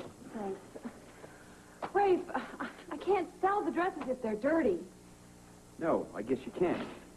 Rafe, what? I'm not some hard flunky you can order around. I'm doing this as a favor. If that's not good enough, then too bad. I'm sorry. I didn't mean to snap at you. I'm sorry. I'm the one who's sorry. I don't know what's gotten into me. Sorry. You're just worried about your hearing on Friday. That's why I asked you to help me. I thought it would get your mind off of it. Yeah, right. Rafe, I know that the board is going to decide in your favor. And if they don't? Now stop thinking like that. Honey, you didn't do anything wrong. I withheld evidence in a kidnapping case. You were helping a friend. You were giving Vicky a chance to get some help. The review board is going to see that. Sweetheart, the board will do what it thinks is best for the force, and that could mean my discharge. Oh, that'd be terrible. There must be someone who could talk to the board. Someone that could maybe pull a few strings. Someone like Asa. Asa would do that. Hold on, wait a second. I'm not looking for any special favors. Now, don't be noble. This is how things are done these days. Not by me, it is, and I knew what I was doing when I hid that evidence. All I'm asking for is a chance to explain why I did it. After that, I'll take the consequences. But if they could just understand your side of the story. On Friday, I'll get my chance to explain my side of the story. Hey, where? Until then, all we can do is hope and pray that the board will be understanding. Where are you going? Well, even the hired help's entitled to lunch, right? Well, Look, I'm going to stop by headquarters, see if any of the guys is up for a break. You gonna spare me? yeah. I needed to break myself. Take your time. Thanks, boss. I'm sorry. Oh, I'm sorry. Garrison, you are so sweet. But you're so stubborn. If you won't help yourself, then maybe I will help you. I gave myself away, didn't I? When I was all hugs and kisses with Tina, she knew something was wrong right off, didn't she? Oh, there was a moment of suspicion, but I told her that you were bound and determined to start a brand new relationship with her. And that did the trick? Oh, as far as your memory loss, yes. Tina doesn't have a clue. Oh, Maria, how can I ever repay you for... Wait a minute. You said as far as my memory loss is concerned? Does that mean she suspects something else? Oh, it's probably nothing. Please tell me. It's important that I know everything. Well, I'm not really sure, but Tina kept asking me about your recent behavior, and every time she asked, the name Nicky Smith kept popping up. Nicky, why? Well, I don't really know how to phrase this, but I just get the feeling that Tina wanted me to believe that Nicky Smith had returned. Why would Tina want you to think that Nicky was back? Unless... Wait a minute. Maria, didn't you tell me that Tina and Nicky were friends? Yes, in many ways. She was Nicky's only friend. That means that Tina knew Nicky better than anybody, right? Well, if that's possible, yes. Why? Well, I mean, this mysterious accomplice that Allison told me about. The one who wants everybody to think that Nicky Smith is back. That accomplice could be Tina, couldn't it? No, I can never believe that with my daughter-in-law. Well, I don't want to believe that it was my sister either, but it is possible, isn't it? Well, Vicky, well, anything is possible, yes, but... Well, Vicky, now you mustn't say a word about your suspicions until you have absolute proof. Oh, you're thinking about your son, aren't you? Well, yes, I suppose I'm being a bit selfish, but I just don't know how Cordetto would take this if he found out that his wife was involved with something as vicious as somebody kidnapping a baby and then trying to make it appear that it was Nicky Smith. Don't worry. I won't say a word about it until I know a lot more, except to Tom, of course. Tom? Oh, Vicky, I don't know. Oh, no, Maria. He's the only one that I can absolutely confide everything in. Believe me, if Tina is out to destroy me, Tom will help me to find a way to protect myself. Well, if you put it that way, well, then, of course, you must tell him, but nobody else, Vicky. No. Now, look, I don't want you to worry, and you know that you can count on me. I mean, you do believe that, don't you? Oh, yes.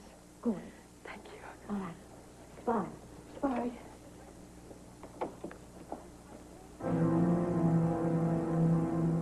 Well, the boy's being railroaded.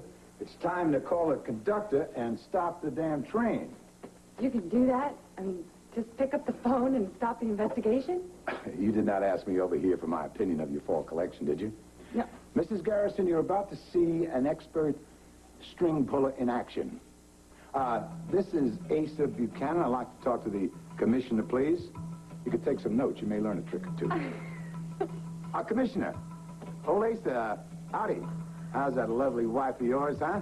Oh, she get those roses I sent the other day? Oh, good, good.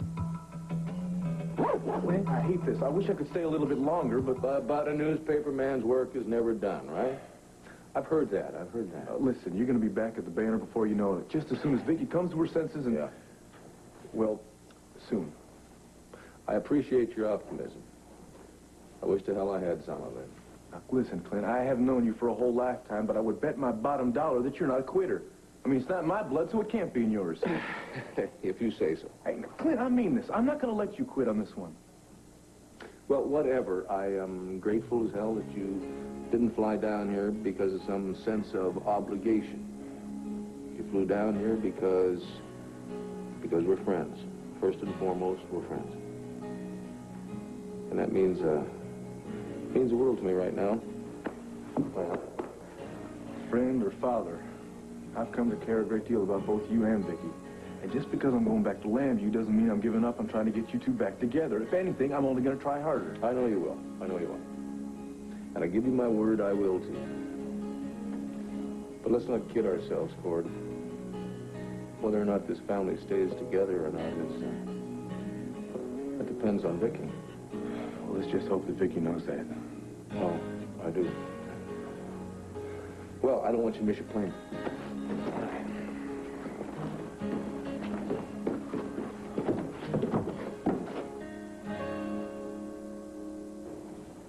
Johnny, the Lambview police are quick, but they're not that quick. Please get your mind off that nasty, blood-stained rag, will you?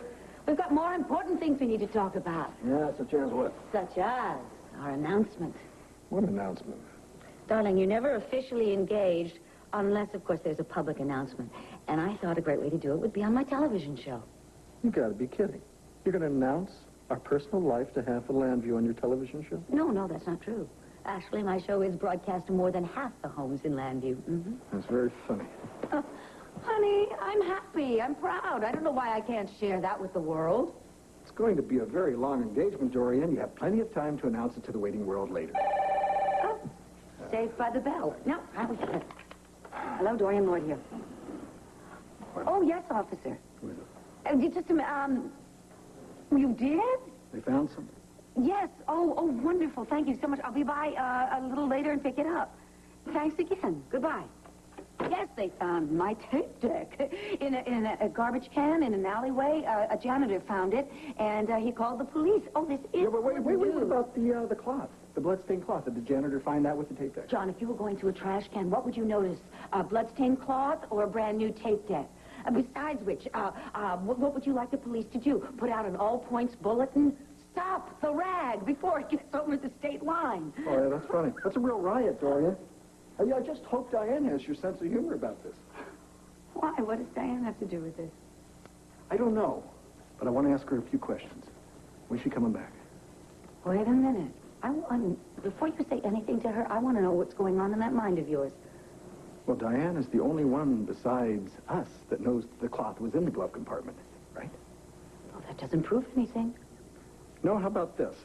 Why does someone steal a tape deck and then throw it in the trash, unless they were really after something else? John, are you accusing Diane of something? No, I'm not accusing anybody of anything, yet. But first I want to talk to her. Oh, why bother talking to her? With the mood that you're in, why don't you just buy a rope, find a tree, and string her up? Dorian, I'm only trying to pursue this thing, all right? Yeah, well, there's a difference between pursuit and persecution, John. I am not persecuting. Hi, you guys.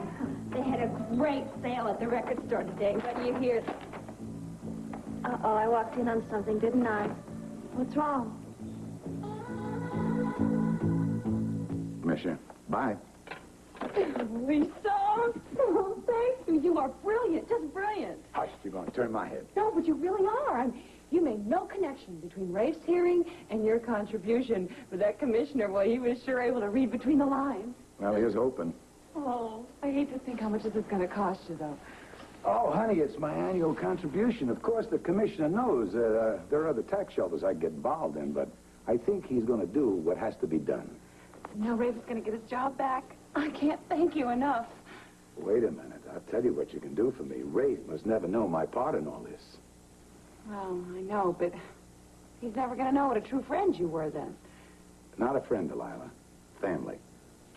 You want to repay me? You, Sammy, and Rafe, come over and visit me now and then. Would that mean that much to our staying close? I'll be very honest. Since Clint gave me the old heave-ho, the mansion's been a lonely set of rooms. And Dee Dee and Bo are gone, too. You know, for a fella who just loves people, I've been mighty alone these last days. Oh, don't you tell anybody I said that. I don't want anybody ever feeling sorry for me. Oh, no, your secret is safe with me. Now, if that phone call can just do the trick for Rafe, though. I don't understand. What did Tina say? Just that Cord had gone to Arizona for the day, and he wanted his mother to know that. So she took the message to Maria, but there's no way Maria, or Tina, rather, could expect to find you there. No, but when she saw me there, Tom, she couldn't stop staring at me. Staring? Yes, I know I'm going to sound paranoid, but it's as if she was watching my every move, waiting for me to slip. But you didn't, did you? Well, thanks to Maria, if I did make a mistake, Maria covered for me right away, and then she got me out of the room just as fast as she could. Good, then there's nothing to worry about. Well, yes, there is. You see, as soon as Tina left, I went back to Maria's room, and it seems Tina was asking a great many questions. Oh, really? What kind of questions? About Nicky Smith. Maria said it was as if Tina was trying to get her to connect my sort of recent strange behavior with the return of Nicky Smith, and there's only one reason she would do that. Tom, this is on my mind. I have to say it to you. I think that Tina is the one who's behind this whole plot to have me put away.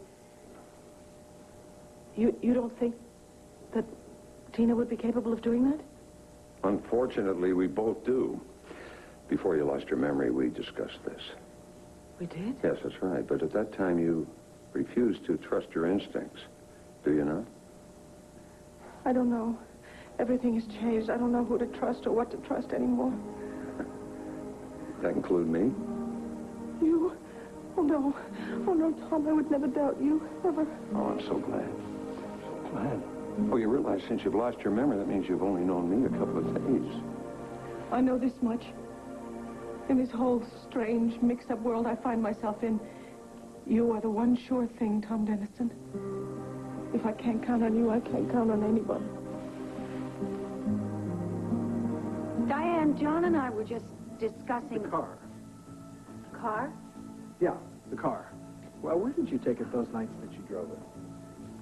Just to the grocery store and then back here, and I was really careful with it, Dorian, believe me. I'm sure that you were. After all, you're not the one who left it unlocked in the parking garage. I thought you said the parking garage was as safe as any place in town. John, I've been parking it there for several years now, and it's never been broken into, but I am not going to rub your nose in that. Well, thanks a heap. It was broken into? Oh, Dorian. Oh, I'm really sorry. I know how infuriating that can be. Yeah, also mysterious. You see, not only was the tape deck stolen, but also that blood-stained cloth. The rag? Yeah, you remember the little piece of cloth that we found attached to Dorian's bumper?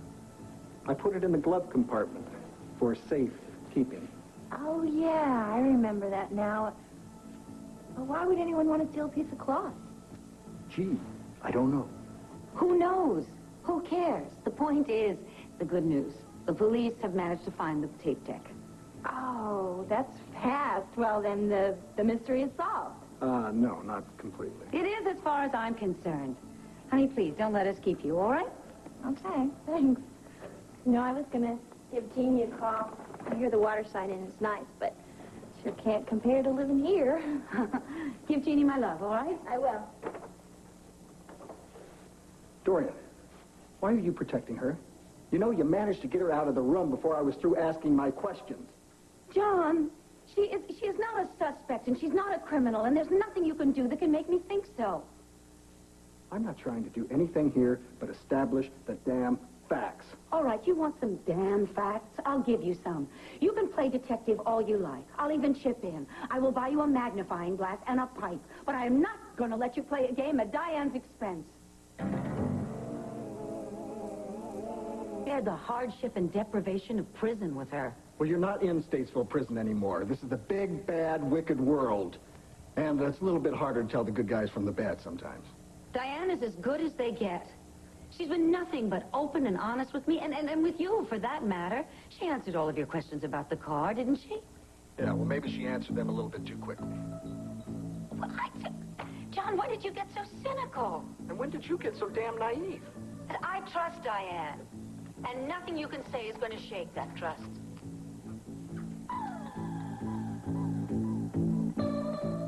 But I wanted to help, really. Oh, honey, you're a lousy liar. I just took care of the dresses myself. There must be something I can do around here. Well, now that you mention it. Oh, exploiting the workers, huh? Oh, you got a grievance? No, ma'am. Hmm. Somebody has terrible timing. Captain Moore, what are you doing here? I'll let you ask your husband. He knows everything and everybody. Now, look, Captain, when I'm on your turf, you can give me all the grief you want, but not here. Me? Give you grief? Rafe would have to be crazy to do that. What with all your friends? I get it. You can't wait till Friday, can you? You got to come over here and rub it in. Well, maybe the review board will decide against me. Maybe they will kick me off the force. Doesn't mean I have to take any bull from you. No. Take this. It's your badge. Yeah.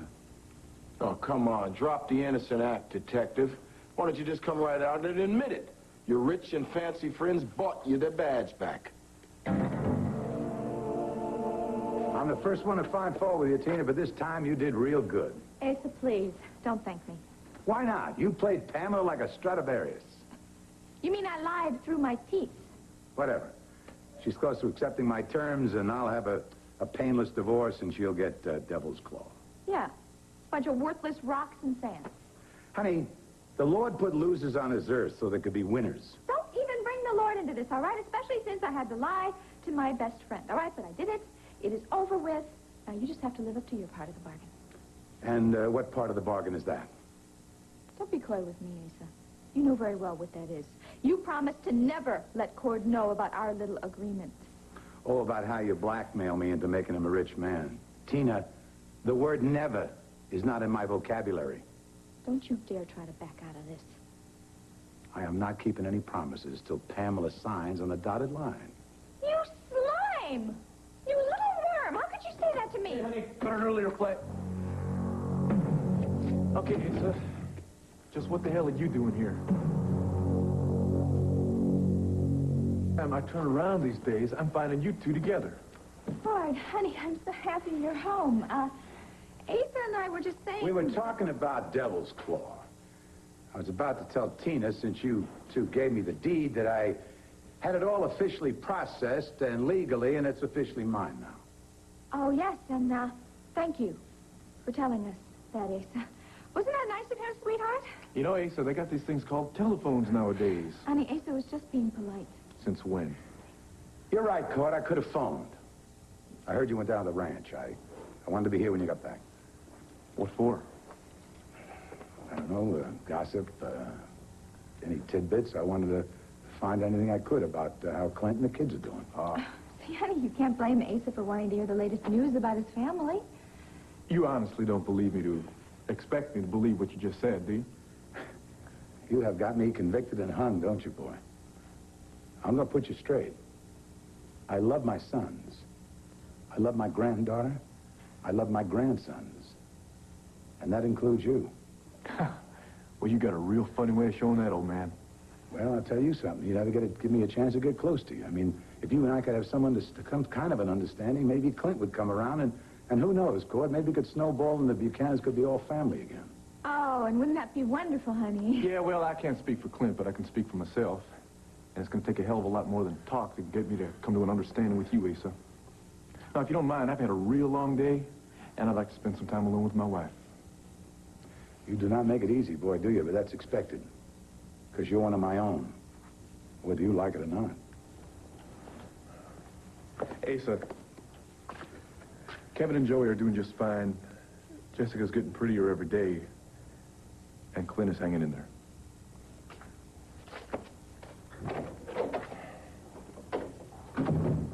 Oh, honey, I hope Asa's visit doesn't put a little damper on your homecoming. I'm so happy you're here. Tina, I didn't believe his story. I don't believe yours. I want it. What are you and Asa up to? Now, take take it easy. You're supposed to go slow, according to the doctor. Slow? I've been going slow since I've been in the hospital. I mean, if you don't want me to die of boredom, then we better pick up the pace a little bit. Okay, what would you like me to do? I don't know. Let's start with the house. Anything. Redecorate? No. There should be some noise. Some rock and roll. Yeah, there should be. Yeah, the radio should be playing. Smells. Spaghetti cooking on the stove. I know exactly what you really want is to have your nieces home. You really think I want the three O'Neill sisters running around underfoot day and night? I miss the hell out of them. I know. I'm sure they miss you, too. Nah, why would they? I mean, Joy's running around the continent. I mean, she's got half the continent at her feet. Connie's starting a new life. Dee Dee's got Oh, she's poor Uncle Pete coming home to this house all by himself. Probably doing a microwave oven, the poor bachelor lawyer. Oh, I'm a very melancholy picture. Yeah, I'm going to turn into the town character. Yes, the man who has everything really has nothing. You could change that, you know. Yes, I could. No, you stop that. You're making me feel sorry for you so you can say something sweet to me. Well, I'm a devious Irishman. Didn't you know that? And I'm a simple island girl. You know, Pam, when I was in the hospital, I had a lot of time to think. Oop, that's very dangerous. No, it's not. See, I realized that some things are worth taking a risk over. I realized that when all of a sudden I realized that Dee Dee and Connie were in that house with Jamie Sanders. I mean, think about it. 1 minute life can be so normal. The next minute, some madman can have a gun to the head of the people you love. Life's been known to be pretty treacherous. But it's beautiful, too. I mean, it really is, Pam. Especially if you're willing to take the risks. You know, how I feel about you has got to be about the worst-kept secret in Landview. I haven't changed my feelings, except maybe they've grown deeper. Being I'm right in the middle of my divorce, working it out with Asa. I know that. But sometimes the middle is the best place to be. One life is over. And I'm kind of hoping that maybe you'll start a new life.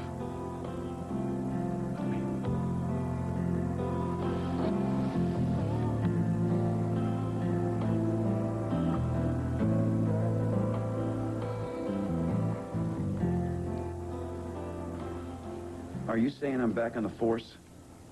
As if you didn't know. I didn't know. Delilah, tell him. This is as big a shock to me as it is to you, Captain. What happened? Oh, your good buddy, the commissioner, just stepped right in and personally dropped all the charges against you. That's what happened. Oh, Rafe, I'm so happy for you. I don't get how it happened so suddenly. I got to give it to you. You're real good at that, you know? It's a nice touch, pretending to be shocked. Pretending? I figured I was facing a hearing on Friday. I figured it was just a formality, then I'd get the boot. Oh, no, not you, Rafe. Not with all your friends. Just what are you implying? I'm not implying anything. I'm telling your husband right to his face. You pulled all the right strings, called in all the right chips, and you saved your butt, didn't you, Detective? Captain, what are you talking about? Influence, Detective. The way the Buchanan family uses it, just like axle grease. I mean, that's the way you keep the gears running smooth, right? That's what keeps you from taking your lumps like the rest of us. My husband doesn't have to defend himself. He hasn't done anything wrong. Honey, it's okay. Captain, you can think anything you want. I didn't ask anyone to bend the rules for me. Hell, you don't have to ask. Peddling influence just seems to come second nature to you and your buddies. You brought back this badge. But before I put it on, I'm still a civilian. And I could knock some sense into that head of yours. You sure you want to do that yourself, Rafe? Don't you want to call some of your friends Wait a to do minute. it for you? That's enough. Get out of the way, Delilah. He's asking for it. Stop it right now. He's just looking for an excuse to take your badge away again. Just calm. She's right. You'd like me to take a swing, wouldn't you? I want you out of my home, now. Man, look at you. You use anybody to save your neck, won't you? Even your wife. Get out, Bill. All right, I'm going. I'll tell you something, Garrison. From the minute you put that badge back on, I'm going to be watching you. And the next time you slip, nobody's going to be able to save you. Nobody!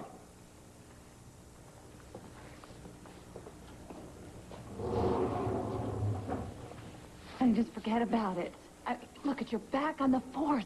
That's all that matters, isn't it? Bill Moore's a tough man, and we don't always agree on things, but I've never seen him like that. Rafe, he's just jealous. That's all. Of what?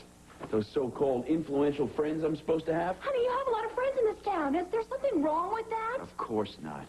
I didn't ask anyone to buy off the charges against me. No one said you did. He did. You know the commissioner. Now, can he be bought? I never thought so before. Rafe, listen, you've got a perfect record. He took that into consideration. You know, you're right. The commissioner's a fair man. He weighed my record against the captain's charges and decided I deserved my badge back. There's no other explanation. Why did I let Bill Moore ruin it for me? Baby, I'm back! Lieutenant Garrison is back on the force! Oh, Rafe, that's all I wanted. What? I mean, that's all I wanted for you. I never knew how much this meant to me. And